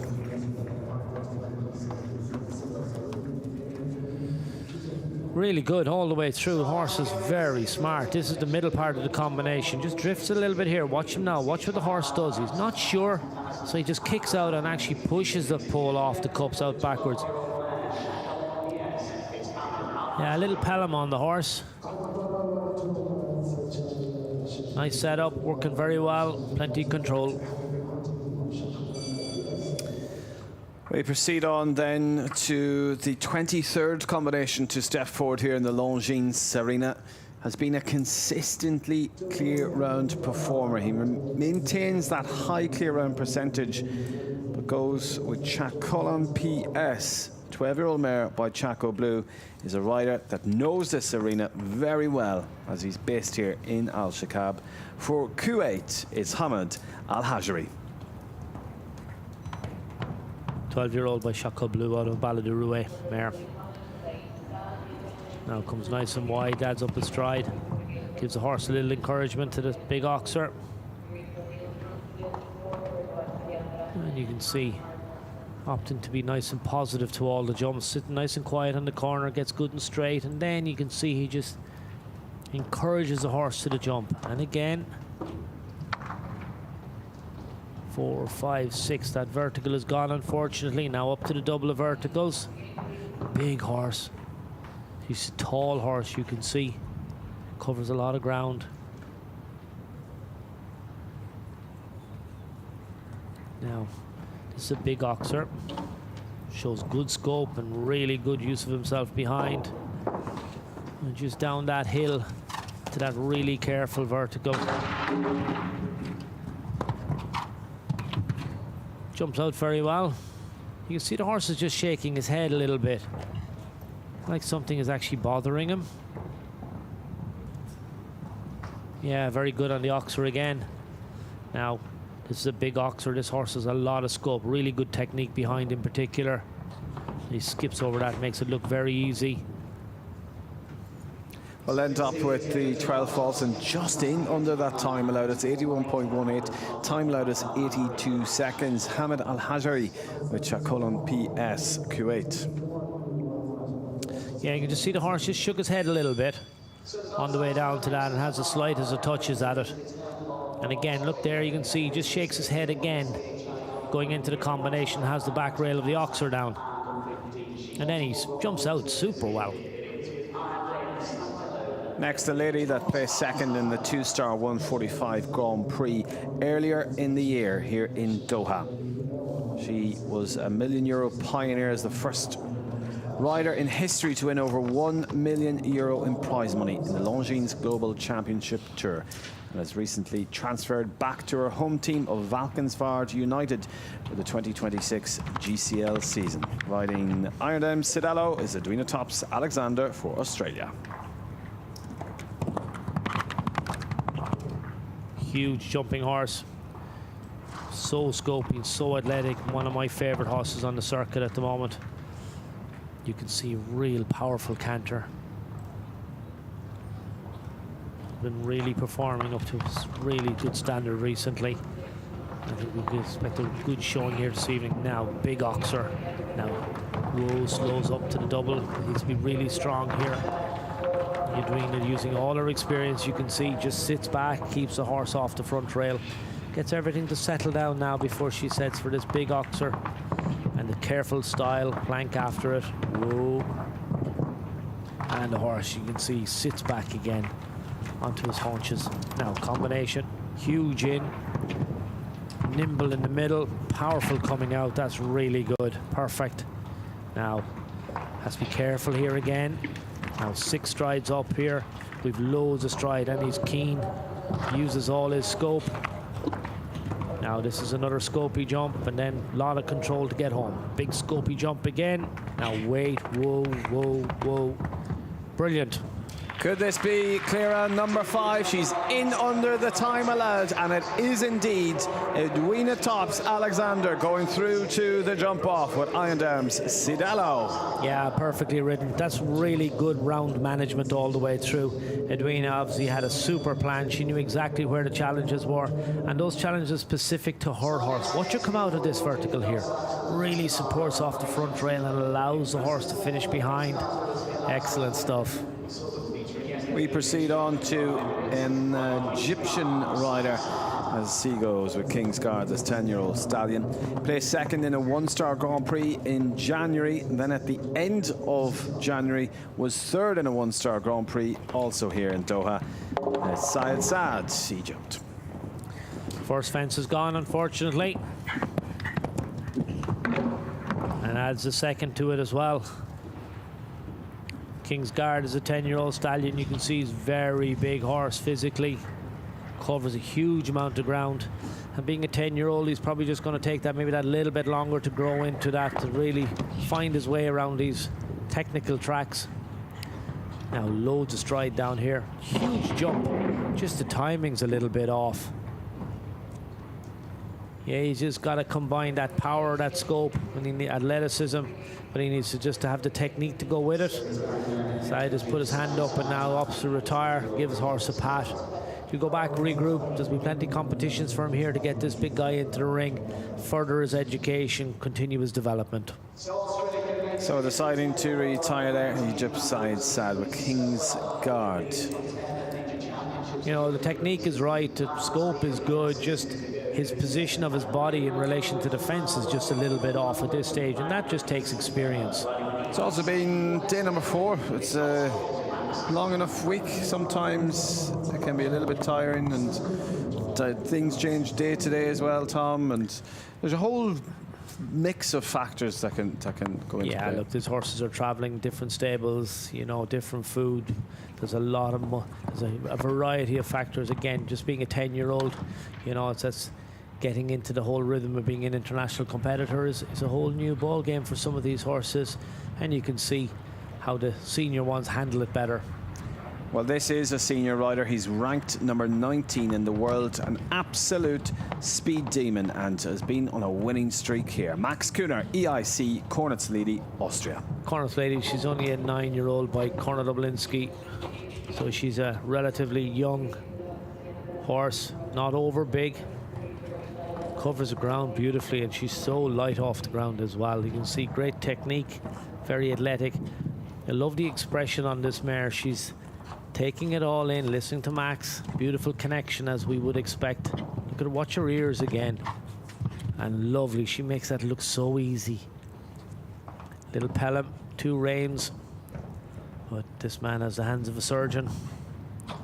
Now pops back, drops back around the corner. He's conscious of the time. Pops the back rail, steady on the 5. He's had 3 top 5 performances this week alone. He's through to the jump off with his opportunity to win this week. We will just have to wait and see as Austria's Max Kühner goes clear. Yeah, double bridle on her, but she's very good in it. You can see her, keeps her head lovely and still, flat noseband. She's not a huge mare. Max, obviously, that lovely light seat that he has, really still on the horse, and that lovely, so soft, such a precise connection all the way through. We move on to a rider that placed second in one of the 5-star 1.60 m Grand Prix across the last number of weeks. But tonight, he rides a 10-year-old gal inspired Fanaz de Muse. It's La Visto and Austria's Gerfried Puck. Yeah, he's been very successful in the Tour. Won a lot of classes here in the 2025 iteration of it, and has come back this year and has been knocking on the door. He's had plenty of results. Now, Levisto is a 10-year-old.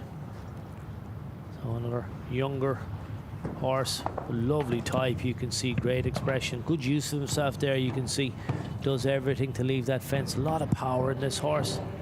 Good back end. Oh, just a young horse mistake there. Just jumped into the double of verticals and just carried a little bit too much momentum forward. Now come back to the big oxer. Little bump on the way up. And you can just see the horse just took a second look at that. Careful fence, gone wide now. Expect to see his hand come up in a second. 10-year-old, loads of opportunities here to compete. Doesn't need to finish up here now, so.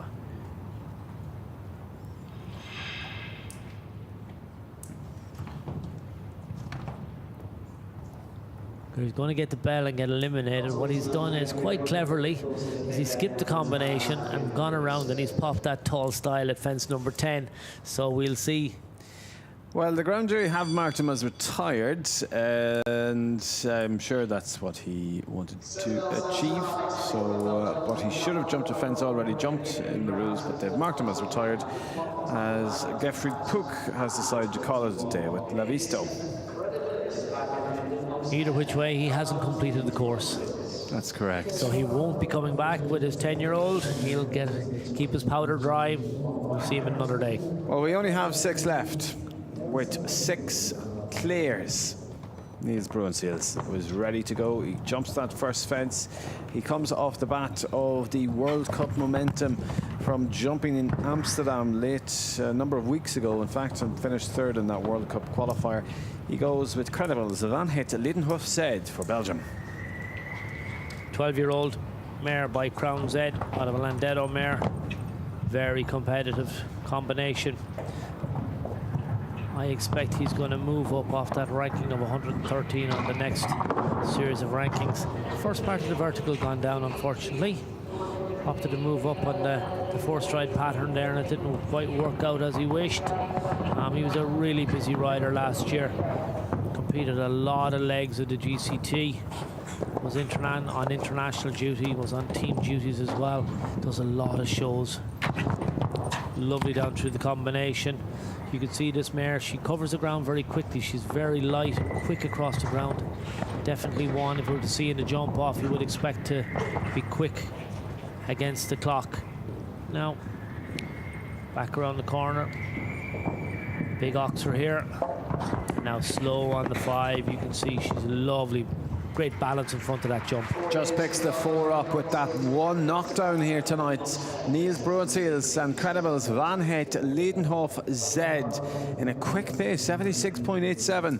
Just the one. Yeah, this is unfortunate. I was expecting this mare to be in the jump off, and I would have tipped her to be very quick against the clock. She looked very energetic this evening. That unfortunate first part in the double is going to keep her out of it. We go to a rider that produced a clear in the big 5-star jump-off class on Thursday. He ended up finishing 5th as he goes with Cabernet de Feuze. The 10-year-old gelding is Portugal's Duat Zebra. Yeah, it's a really big horse. You can see he covers a lot of ground. Very impressive him the last day. For a big guy, he's getting quite light on his feet, has a good conscience, really tries to leave the fences up. Note how he carries his tail quite high. Looks very impressive. And you say he's a big horse, so the 6 strides here will be easy for him. And now the 4 will also come up really quickly. Duart very cleverly just moves up nicely. Whoa. Big test to that young horse there. He just jumps in really big. Carries too much momentum in. Now comes through the corner, keeps the balance beautifully. And this is a careful fence. Whoa. And just trusted him lovely there. Now comes to the combination. Oxer in. And this is a good exercise for the horse. Much smarter there. You can see he's much quicker with his feet in the middle part. And that allows him to use himself a lot better. Horse, you can see he's actually learning as he goes through the course and getting much more comfortable as he proceeds through the round. Last line coming up.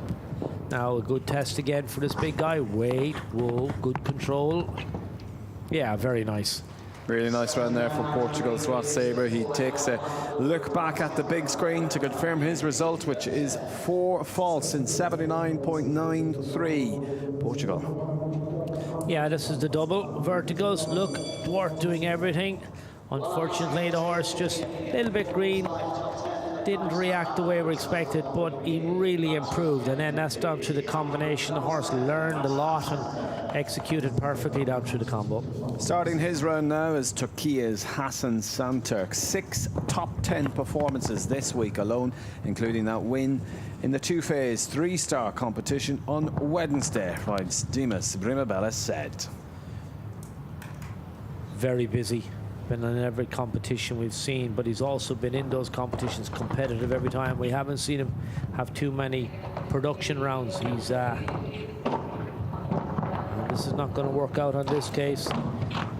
Dimas Primepower says that's 14-year-old stallion by Darko. Would have loved to have got into the jump off here because this little horse is he loves galloping. You can see, look at the super technique this little fella has. Great with his front end. As I say that, he knocks that top rail. Now skip through the combination here. Middle part as well. Yeah, he's just not on form this evening. It's not happening for him. Look, he's 14 years of age. He's been here for a while now, for a few weeks.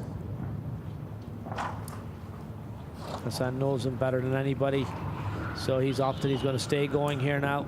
I say this little fella might just be getting a little bit blasé about the job. Just needs to concentrate a little bit more.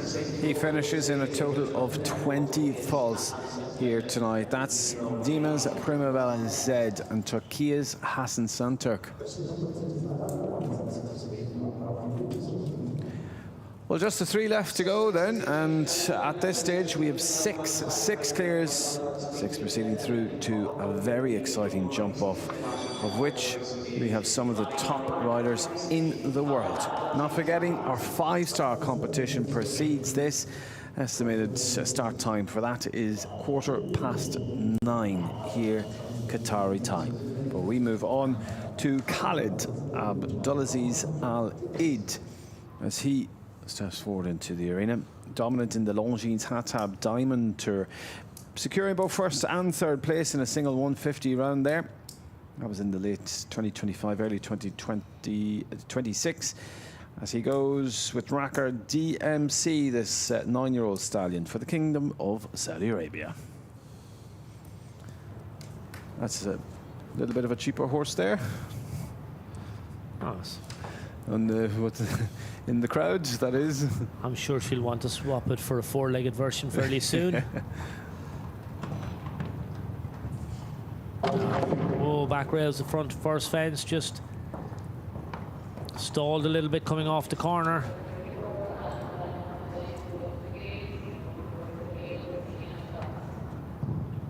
Now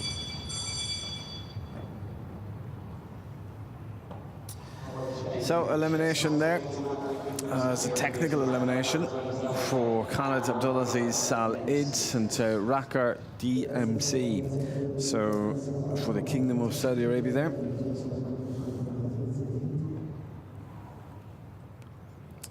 Well, we will proceed onwards then to the final 3. At this stage, 6 are clear, but this woman is on form. We've had a word with her a couple of times this week, including the studio, but also one of the VTs, the videos that is part of the show. And she has talked about how special it is being here in Qatar and Doha and in Alshaqab, especially when she is competing against some of her idols when she was growing up, including being in that practice arena with the world's #1 Scott Brash. But she in herself has been competing at a very high standard, including 3rd this week in the 155-star, 6th in the 5-star Table C. She's in to see if she can go into this jump off. She needs it clear. Riding Kando Z, a 10-year-old stallion for France, Megan Morsignier. Yeah, this young athlete has been outstanding at the shows the last couple of weeks. She's a really positive rider, very accurate. This 10-year-old can do a Z by Cannon as stallion. He's had an early fence down, but it looks like he has all the attributes that you want for a potential 5-star Grand Prix horse. He's just on the learning phase. You see the ears pricked now. He's starting to concentrate on the job and much more attentive. Again, you can see Megan has upped the pace here now and opted to be very positive on this course. It's her natural style anyway, and I think it'll serve her to good effect now on this particular track. Down to this, and again, brave riding, positive riding being rewarded here this evening. Into the combination, you use her voice, gives a little click, encourages him to come out. Now, big style, very tall, big oxer, very wide. Back left-handed, another big oxer again, it's very wide and a difficult short stride. Striding 5 back home to this tall plank, big spacey vertical. 4 false then here tonight for Megan Morsignier and Cantu Z for the world #76 for France. Yeah, very early in the track, unfortunately. This is the 2nd fence. And again, just a little bit of mistiming, has the front rail down, and then did he really switch on, and he was super here in the double of verticals, and then he just got stronger and stronger all the way through. Very, very quick. She's the fastest of her 4 falters by a distance. Well, with €106,000 of a prize fund, the winner will take 32,000 of that. But some of those 4 falters will walk away with prize money. To a 20-year-old now, riding Denver, this 11-year-old gelding is this young man, Adam Tama Hamouda, Egypt. But 2nd fence is unfortunately on the ground. That's going to keep him from our jump off. An 11-year-old by Don Diarado. adds to his second fence. Moves up now. The first of the combinations, vertical, vertical. Now he's getting into better rhythm. Again, this course has to be ridden very positively. Now that's more like it. And anybody who's been brave down this line has done very, very well. Get in well.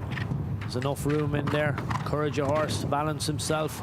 And again, get straight for this. Ooh, just a little bit of a squeeze there going forward to that. But this is a positive round for this young athlete.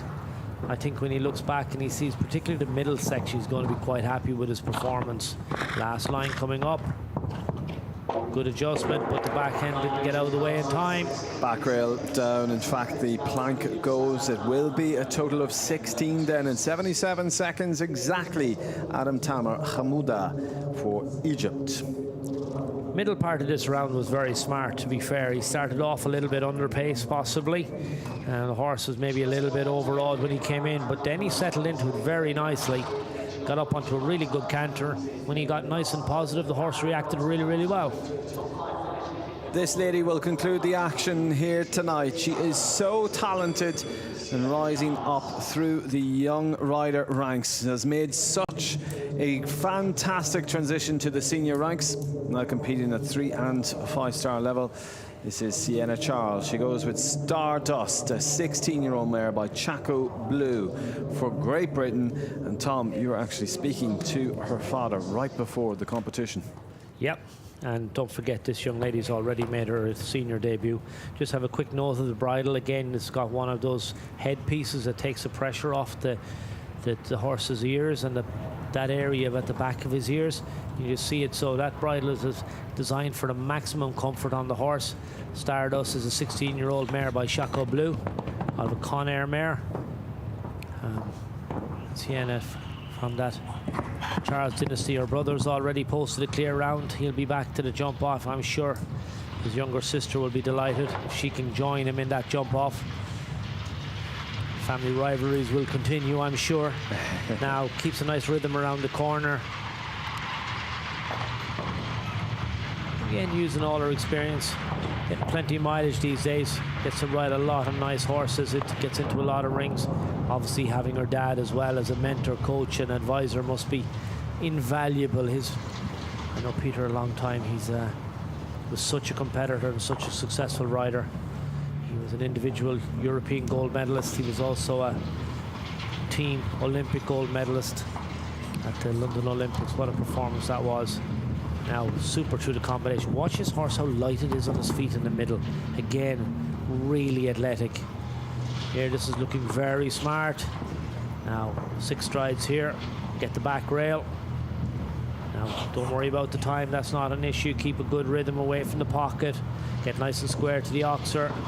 Now a little bit of control, so just sit tall, sit tall. Her brother's clear, she is clear. It is 2 for Great Britain now through to the jump off. Part of the Charles dynasty. A huge congratulations to Sienna as she has just finished off round number 1 in a fabulous way. She gives a big smile there, certainly a sense of relief. But now the planning and preparation will get underway for that jump off. A total of 7. 7 proceed through in the following order that will appear on your screen in just a moment. As you can see, so much height, so much accuracy from that young lady as she continues to grow and perform week after week here in Doha. It's Ghanem Nasser Al-Qaedi for Qatar that starts us off, followed by Harry Charles, then Philip Weishaupt. Then we go to Nadia Peter-Steiner, Edwina Tops-Alexander, Max Kuhner, and then Sienna Charles. She has the advantage of going last in the jump off. There is so much action and so much more to come. Don't go anywhere, including some studio analysis coming up.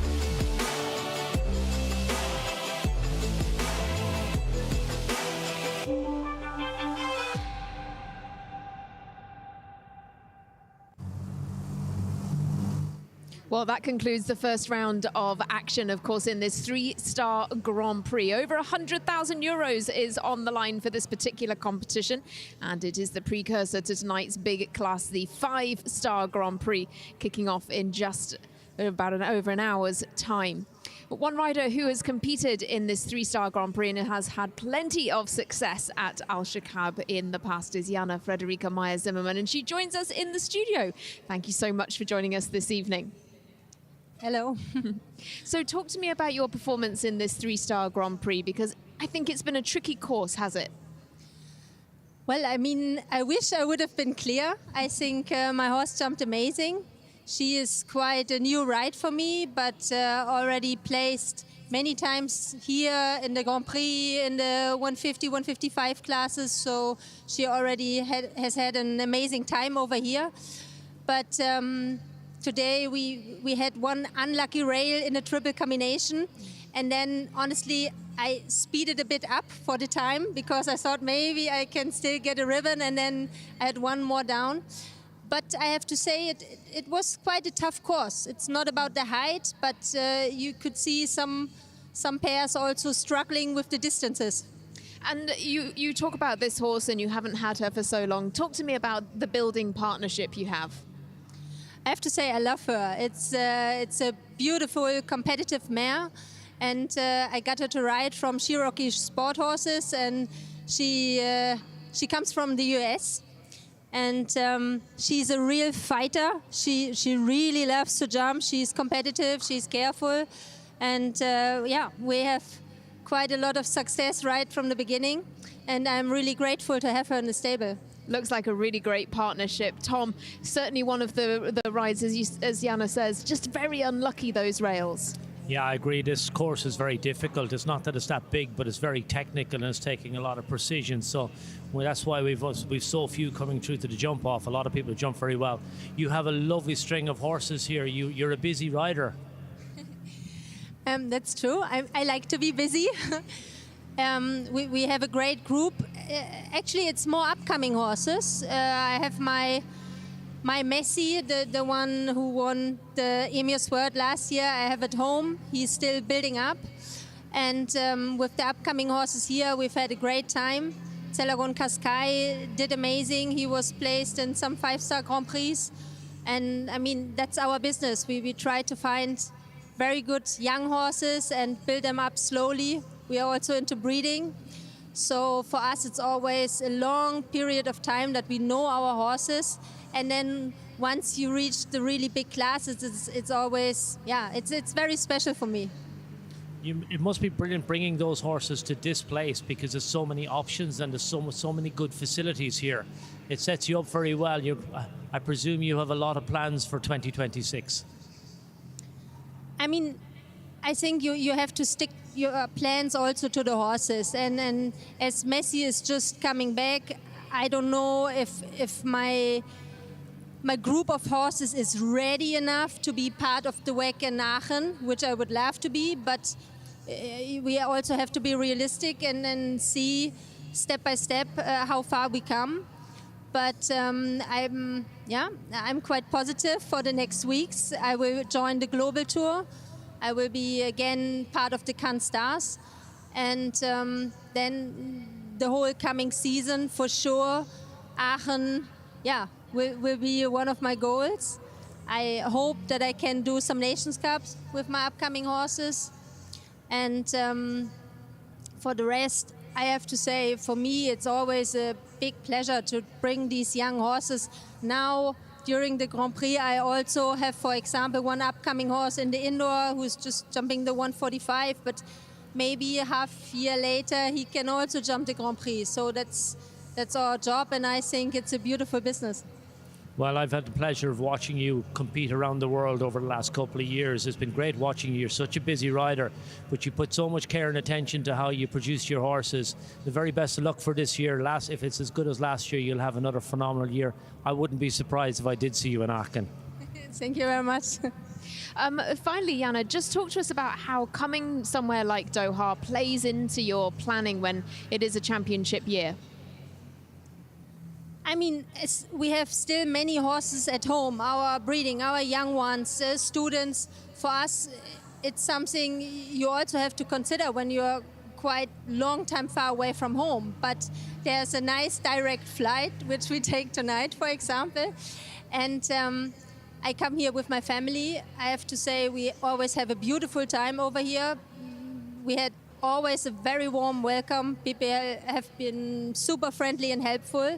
So we really enjoy our time here in Doha. And what I also find really helpful when you have upcoming horses, the schedule is like you have everything. You can start with the 130 classes, you can build up over 145, you can end up in 160 with the best riders and horses in the world. But you can also step down again to build up confidence, and I think that's something that's really important also when you have a long season ahead of you. Absolutely, and I can imagine in an arena like this it's important to get that kind of experience for those younger horses.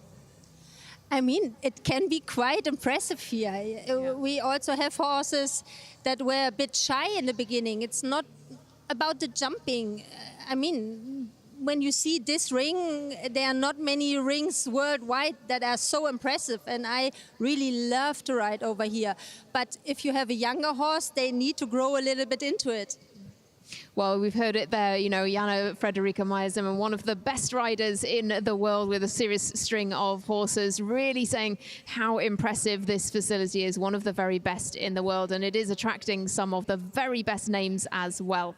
We're just moments away, though, from the jump-off in this three-star Grand Prix. Just 7 riders will come back, and it's certainly sure to be a race to the finish. I will hand it over back to Killian Thornton on our broadcast, and John Stokes in the ring to take you through tonight's jump-off.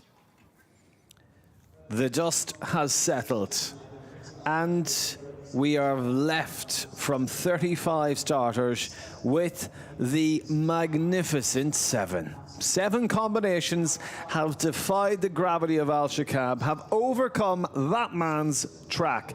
Uilano Vitasani, leading the course design team, has set the jump-off course with 7 obstacles. 7 riders now have to find the key to this puzzle. And now the strategy changes from survival to all-out warfare. To those joining us across the region on this holy day, Ramadan Kareem. The spirit of patience is over and the hour of speed is here. We have 7 riders with 6 nations represented, all competing for the largest chunk of a prize fund of €106,000. The course designer has stripped the arena down to the bare essentials. It's a sprint now. With a heart-stopping gallop to the final fence, the clock will wait for no one. There are no second chances here. If you pull a leaf off a rail, your podium dreams are over. The riders are in the warm-up arena. They're shortening their stirrups. They're checking their plan and visualizing every inch of those inside turns. Who has the foot speed? Who has the nerve to leave out a stride to the final oxer? Well, only one way to find out. Stick around, like some of the people that have gathered here in the Longines arena of Alshaqab to watch on, to look onwards as the 7 prepare for battle. The atmosphere in the Longines arena is electric. The silence of the crowd is the loudest thing in Doha right now. 7 go in, but only 1 leave as a 3-star Grand Prix winner. The jump-off starts now. Salam alaikum, good evening if you have just joined us, as the first one is ready to get us back underway. It's one for the home crowd, one for the home nation, the state of Qatar's Ghanem Nasser Al Qaedi, with Cheddington Blue, the 11-year-old stallion. Quite a tough field here tonight. The jump off track, we start off at 1, goes to 2, left hand turn then to the middle of the arena 5, Familiar line from 8 to 9 BC, but the first element of that triple combination is gone. And then 2 new additional fences will finish off the course. It's a roll back, a backhanded turn from the right rein, from that combination to 15 and then to 16. Time allowed is 50 seconds. We will try to guide you through that jump off course as the first one approaches the start. Back in with me in the commentary box is Tom Frayne. Yeah, starts over the first fence and then gallops up to 2. That was a long run up there. Ken was very positive in the first round, really sent his horse forward. And now he's doing the same. Oops, no, not to be. Just kind of maybe dropped out of gear on the corner. We'll have to see the replay. Set off in his first round and he really attacked the course. Yeah, now he's back up. That's what I think he needs to do. Get that horse up in front of your leg. Not happening this evening. 2 refusals here does mean the bell is sounded, as you may have possibly heard by the ground jury, and indicates that Ghanem Nasser Al-Khairi cannot continue his round as he has been eliminated with Cheddington Blue. Yeah, something just a little bit of ride there. We don't know what happened in the warm-up arena. Maybe he just something untoward. Here we just see him. He's going to come down and jump the first fence again. Whoa! His horse has just lost his confidence now. So we move on. Well, we will still have 6 to go here. Plenty of jumping in this jump off, as we will need to give the arena crew a second to rebuild that first fence. Harry Charles, Philip Weishaupt, Nadia Peter-Steiner, Edwina Tops Alexander, Max Kuhner and Sienna Charles. That is the running order here following Ghanem Nasser Al-Khairi. He was the first to go as the Pathfinder. Will Harry Charles be a winner here again tonight? He won the Prix Hermès Cellier last week. That was at 5-star level. A superb performance by him. He's ready to get underway. He's the world number 35. He rides Fighting Phil for Great Britain. Yeah, this is my favourite to win this class, particularly the way it's after panning out now with 6 left to go in the jump off. He can set a good enough standard to put everybody else under pressure. Fighting Phil is he's only a 9-year-old by Conor Dublinski. He's a big horse, good big stride on him. I think this track will suit him. What he's lacking in experience, Harry will make up for. So heads to the first fence.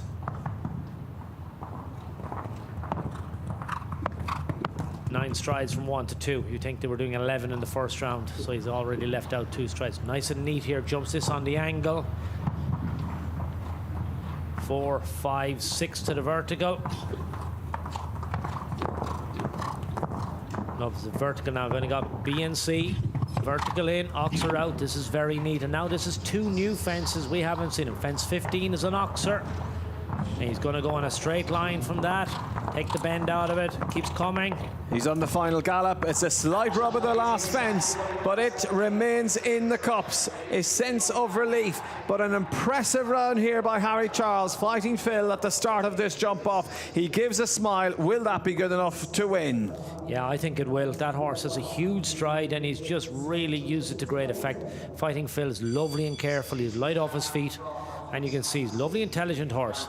So Harry was able to keep coming to the double. Again, you can see he's gone from left to right, and he was very quick back to that big oxer at 15. 38.07. That's the standard set by Harry Charles as he places a little bit more pressure now on the riders that has to follow him. Couple of strides left out here or there, but that man was watching on. Will he be able to do something similar? He's the world number 82, rejoining us with Mastermind ORL. For Germany, Philip Weishaupt. Yeah, this is his first show together with this horse. Second show together, possibly. So it's a big step up. But look, this man has loads of experience. Horses, well, we saw it previously with Torben Corbin. The German rider did a brilliant job producing it. Now, Philip's not hanging around. 6 strides here again. Now he's up the inside as well, and he's going to stay brave. His horse was brilliant in the first round. We saw him go lovely and high. Now, how tight is he here? This is very close. This is a super round. We're going to have to keep an eye on the clock. Has he got Harry? He possibly has. He's brave to the last. It's a big push over the final line and takes 2 seconds off what was the leading time. A super round by Philip Weishaupt, Mastermind ORL, as he goes into the lead with 36.14. This is brilliant. Horse and rider both have a lot of experience, but they just combined this evening. They've really gelled together so well. Philip has just sent him forward and trusted him. Look, he just sits lovely and quiet here. Look, he's already looking for that turn back. I think that could have been the difference, but he did gallop to the last. He took a pull going down to the last fence. This lady that's galloping round to the first fence is the world number 46 for Switzerland, riding Quaranet Vante Hazen Lidenhuke, Nadia Peter Steiner. This is absolutely gorgeous mare. She's so athletic. She's really setting up a good pace here, and she's very quick across the ground. 4, 5, 6 again. She's very quick back from 2 to 3. Now she keeps up the same pace and she can get this turn. She could put the lads under pressure for sure. She's a real winner. We've seen her win a number of classes already on the tour. She wants to add to it. She likes coming to the studio, chatting to Hannah. Here we go. How close is it? It's very close. It's tight, but it's absolutely astoundingly fast. 35.54. It keeps getting quicker and quicker here in the Longines arena of Alshaqab. Nadia Peter Steiner goes into the lead. That's a brilliant performance. This mare is so athletic. Nadia's given it an absolutely brilliant spin. She was superb back from 2 to 5. She really galloped across there and jumped out on the angle. And look at this little mare here in the combination. Now this is down to the last fence. Oh, look at that for technique, and we'll see the way she finishes behind. Brilliant stuff. One of your favourites, Tom, is this 12-year-old gelding by Casadello. This is Iron Dam's Casadello with a time that just keeps getting quicker and quicker. The time to beat is now 35.54 for the Australian lady, Edwina Tops Alexander. Let's see what Iron Dame Casadello can do on this occasion. It's the 12-year-old gelding by Casadello. Really big jumper, huge stride. Let's see what she opts to do here now. Gallops up to the second fence. Now comes back as tight as she can be brave across the angle. Oh, look at it, stands off that. 4, 5, 6, this is very good. I think Nadia's little horse might be a little bit quicker across the ground at this stage. We're a little bit down on the split. Here we go, can we make it up coming to the last? Super jump over the second last, and she's galloping at this vertical. Brilliant effort. It won't be quick enough to go into the lead, but a big cheer erupts for a very strong performance by Edwina Tops Alexander, with Iron Dame Casadello to slot into rank 3rd. Brilliant effort. Super over that second fence. It's a big ox, so you can see Edwina spots her distance, jumps this on the angle. Look at that for technique. Goes on the 6, then down to the double of, which was a 3-part combination. Beautiful coming out. Again, lands and turns. Great effort. We go to the highest ranked rider within the 7 through to this jump off. We know he can win in a 1-round speed, as he's done so over the last number of weeks with EIC Cornet's Lady, Austria's Max Kuhner. Sets up the turn back. Watch this. This is where it's going to be very quick. Cornet's Lady by Corner Dublinski. She's very neat and tidy. She's very clever, light on her feet. Ideal for this now. Is she quick enough on the foot race? We know she's a proper jumper. Slows up a little bit into the double. When we watch the split, he's 1.42 down. Can he make it up on the back part of this track? I don't think he's going to trouble our leader, but he's going to post a very nice double clear round, hopefully. How much money will he walk away with tonight? Well, he is clear in 38.09, and that's the slowest of the clears, and ranks into 5th at this stage. Max Kuhner, EIC Cornet's Lady. Well, knows this is only a young mare, 9-year-old. She's very quick, she's very athletic, And Max, look, he's a master of the art of producing these young horses. Doesn't take any undue risks with this mare. He knows that she's going to be very competitive. Get into the ring, get into a few jump-offs, and then you can build on that. And I have no doubt she'll be in the winner's enclosure very soon. The last to go has a particular advantage, not just because she is the last to go and got to watch all of the rounds in the practice arena. Her brother was second to go. He set the standard for the rest of the class. He's now in 4th place. This young lady has so much advice and has recently continued to grow and use all of that experience from her recent performances. But it will all come down to tonight's performance to see if she can be crowned a 3-star Grand Prix winner here in the Longines Arena of Alshaqab. With Stardust for Great Britain, last to go, Sienna Charles. Yep, sets up on picks up a really good canter to start with. And she comes through the start, she really moves up to the first fence, and that's what we want to see. Lands, shoulder comes forward. Sets up her turn back here. Now Lance keeps the momentum through the corner. Stardust, lots of experience, 16 years of age. Eyes on the top rail. 4, 5, brilliant here now. She keeps coming, she's turning in the air. This is excellent. She would have to keep an eye on the split, but I think she could be up. Let's see what happens. Ever so slightly down, just a half a second. Now, get this turn, get your distance. And it's a gallop to the last.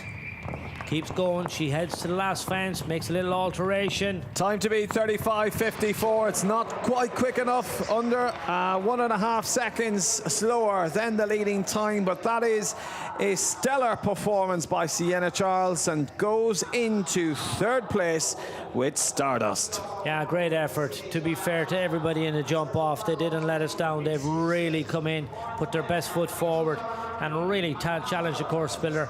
6 of them have gone clear against the clock, and that's a phenomenal performance. To be expected, those horses that jumped the first round were really on form. Great effort from Sienna here. Well, to the 3rd place. We said there was the Magnificent 7, and they certainly proved that.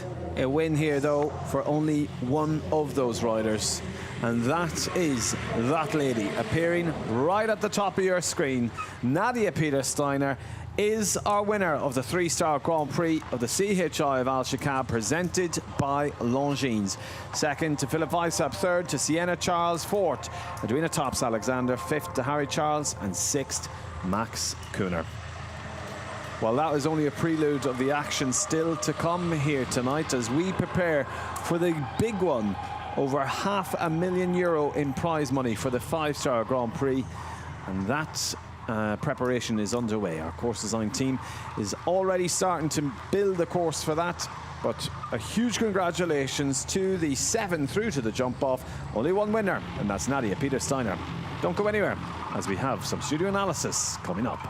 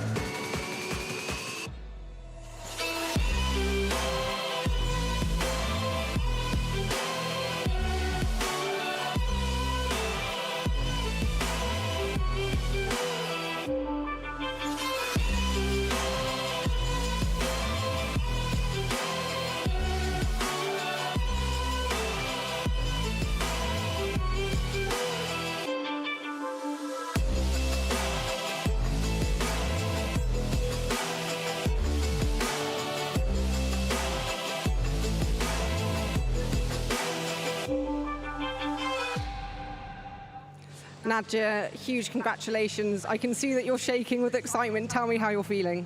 I have no words, honestly, about this mare. She came here, she never jumped the 150 class in her life. Now she did a 4th 150 class in her life, the 2nd jump off in her life, and the first time she goes fast, and she did an amazing job, so I really no words. I'm so happy about. And tell me how she felt when you were going through your rounds. She was so listening, she tried everything, and like I said, it's the first time she goes fast, and she was such playing the game and tried everything to make the best of it. So amazing. and there were only 7 in the jump-off. Did you watch the rest after you, or were you too nervous? Honestly, no, I stayed away. I didn't watch anyone. I was just waiting the end of the class, and I'm lucky. Well, it was wonderful to watch you, and huge congratulations once again.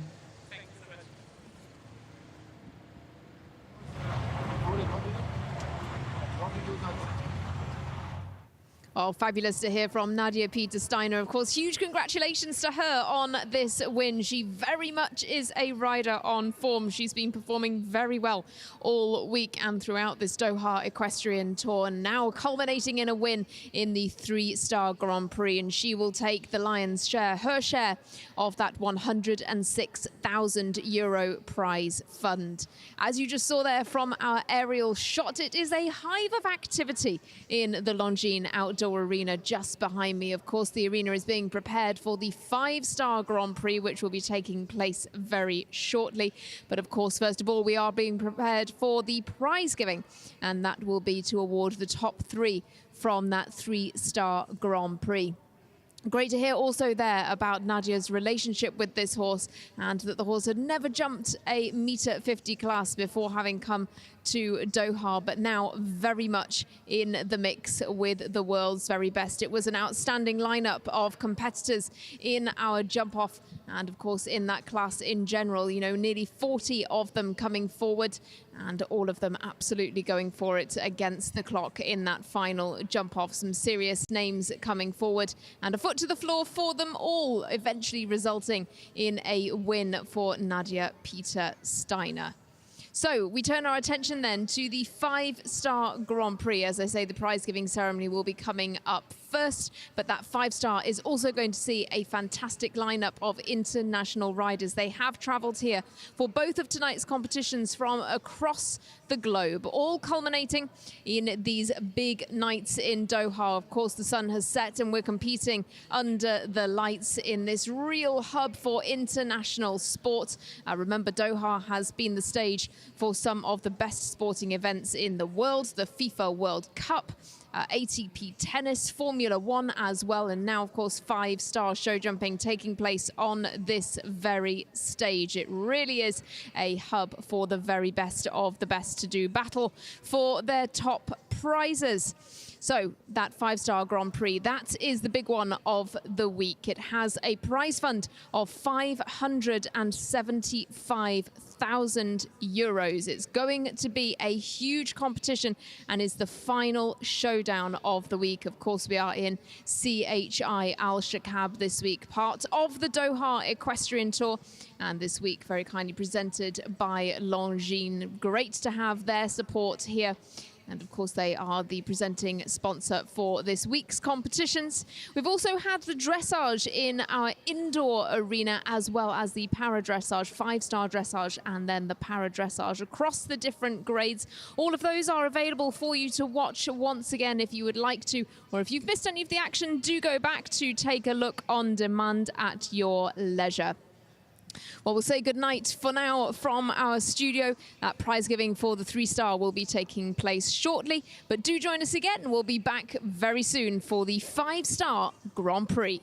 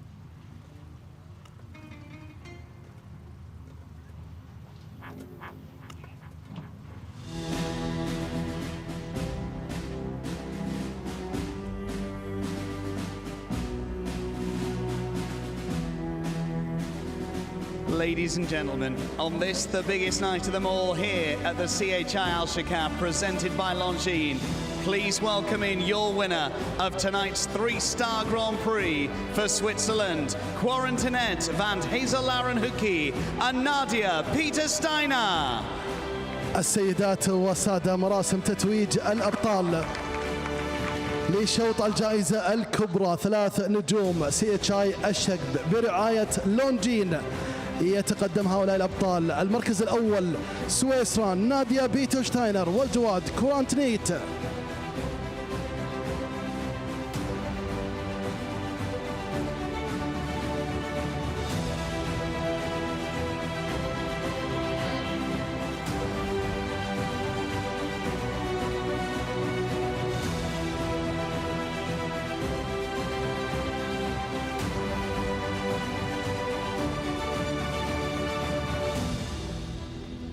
Stepping up to our podium in 3rd place tonight, it is for Great Britain, Stardust and Sienna Charles. يصعد الآن لمنصة تتويج الأبطال المركز الثالث المملكة المتحدة سيانا تشارلز والجواد ستاردوست. Congratulations in 2nd for Germany, Mastermind RL and Philipp Weishaupt. تهانينا الآن للمركز الثاني فارس ألمانيا فيليب وايزهاوت والجواد ماسترمايند RL. She's going to enjoy this tonight, isn't she? Top of the podium in the 3-star Grand Prix for Switzerland, Nadia Peter-Steiner. بطلة شوط الجائزة الكبرى 3 نجوم ناديا بيتوشتاينر سويسرا. الحضور الكرام، المرجو منكم الوقوف في حال القدرة لعزف النشيد الوطني للبلد الفائز سويسرا ناديا بيتوشتاينر. Ladies and gentlemen, please, if able, be upstanding for the national anthem of tonight's winner of the 3-star Grand Prix here at the CHI Alshaqab, presented by Longines, Nadia Peter-Steiner for Switzerland.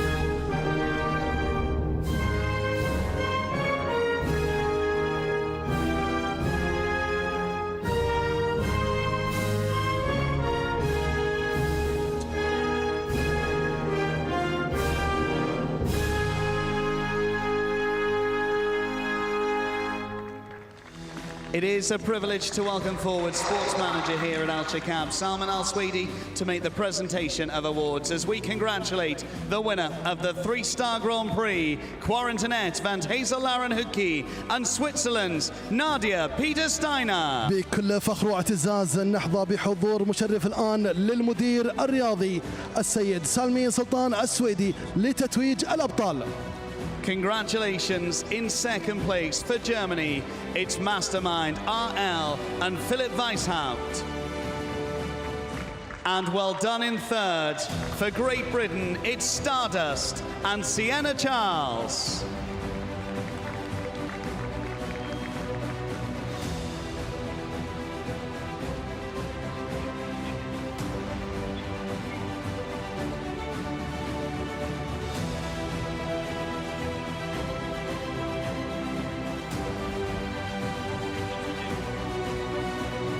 A wonderful start to the final evening here at the CHI of Alshaqab, presented by Longines, and we are only getting started because we're going to continue to build all the way through to the big one as we look to make more history here in the Longines Outdoor Arena with a 5-star CHI Alshaqab Grand Prix presented by Longines. Our grateful thanks to Salman Al-Swedi, sports manager, for presenting the awards this evening. But congratulations to our 3-star Grand Prix winner for Switzerland, Nadia Peter-Steiner.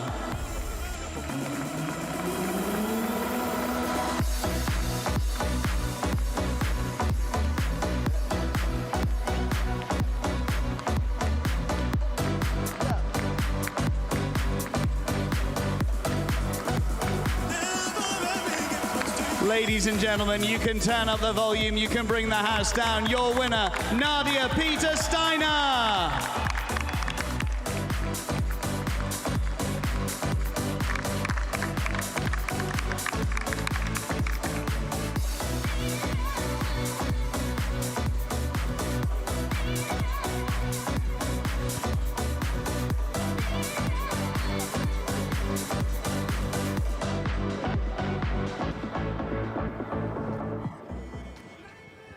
Oh, wonderful start to the evening's action. And as I said a moment ago, we are only just now getting started. 45 minutes away from the big one. The 5-star CHI Alshaqab Grand Prix presented by Longines. But just to set the mood and to get you ready for tonight's action, you can sit back, relax and enjoy a wonderful performance by the ultra-talented Santi Serra.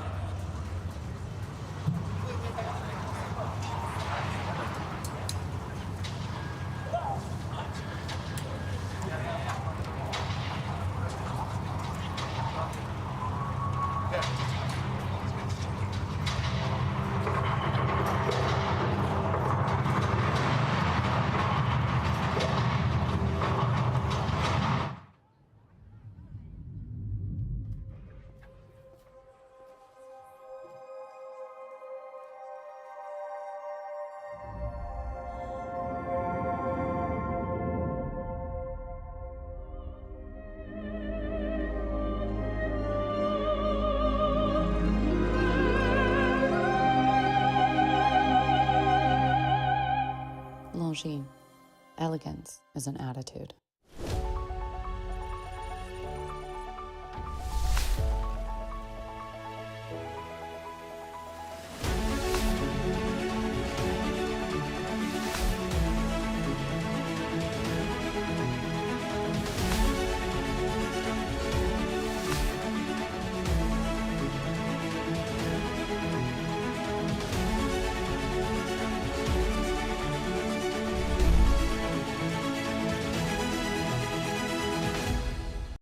Welcome to the world's best airline, where the journey begins before you fly, where lounges are a destination in themselves, and your world is always within reach.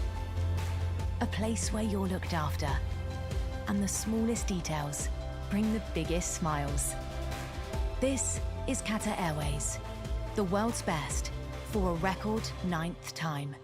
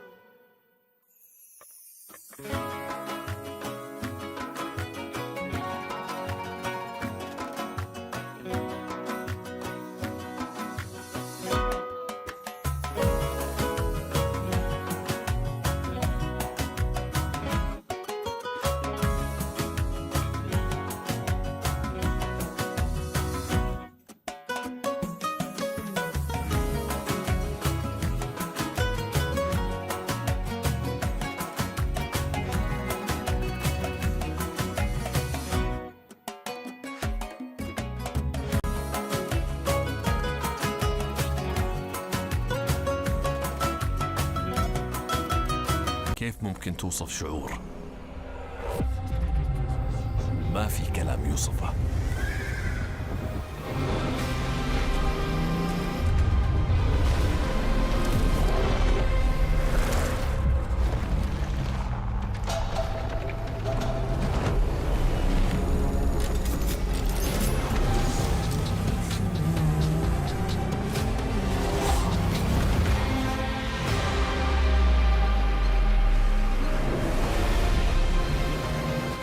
مشاعر ما يلزمها وصف.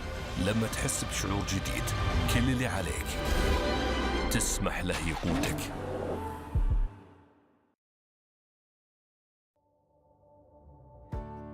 The Labay app, your smart platform for managing your healthcare services at Hamad Medical Corporation. To register, download the Labay app from the App Store. Log in using your Qatar National Authentication ID. Enable fingerprint or facial recognition for easy login. Then enable notifications to receive appointment alerts and changes. With the app, you can view upcoming medical appointments with ease, reschedule or cancel appointments with just one step, view your medical file, test results, and prescriptions, self-assess your health using artificial intelligence technology,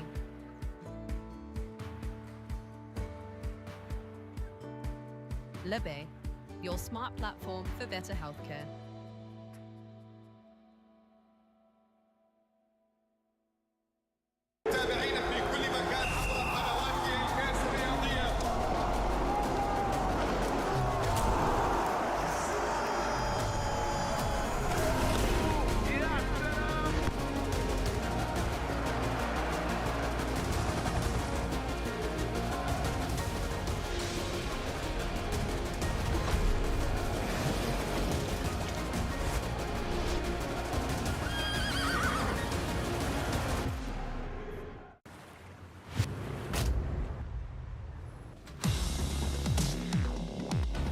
We are here to assist on the field, on the sidelines.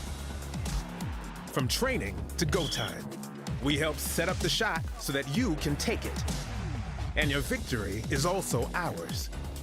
At Aspetar, our purpose is to assist you whenever and wherever you need it. With state-of-the-art facilities and services, and staffed by some of the world's leading sports medicine experts, we are here to maximize your training and health so that you can maximize your win. Because our mission is to help you achieve your full potential. Meet Aspetar, the future of elite sports, all under one roof. Discover more on aspetar.com. A book, a desk, a teacher. For some, a classroom is a given. But for many around the world, it remains out of reach. Yet, we've always come forward to change that. Education above all is dedicated to making quality education accessible to all.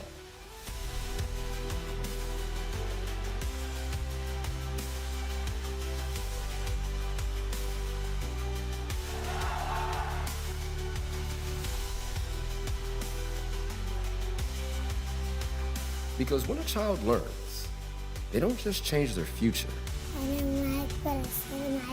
I want to be a pilot. I've dreamt of being a scientist. I want to work where I can help people. They change the world around them.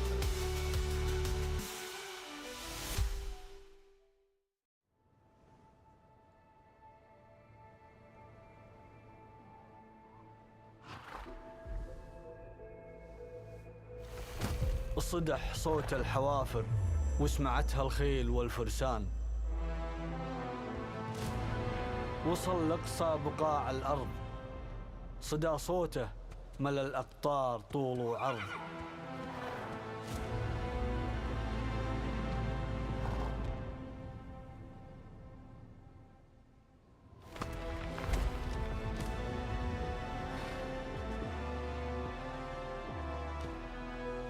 تسابق له من اللهفة بنات الريح، ما تقف لو تسير الريح عكس الريح.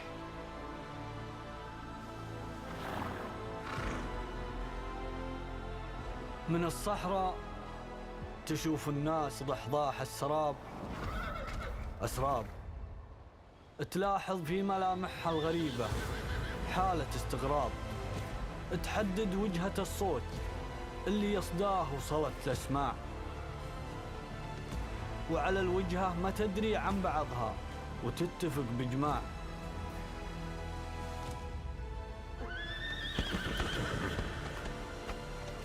تجي من كل دار وكل صوب،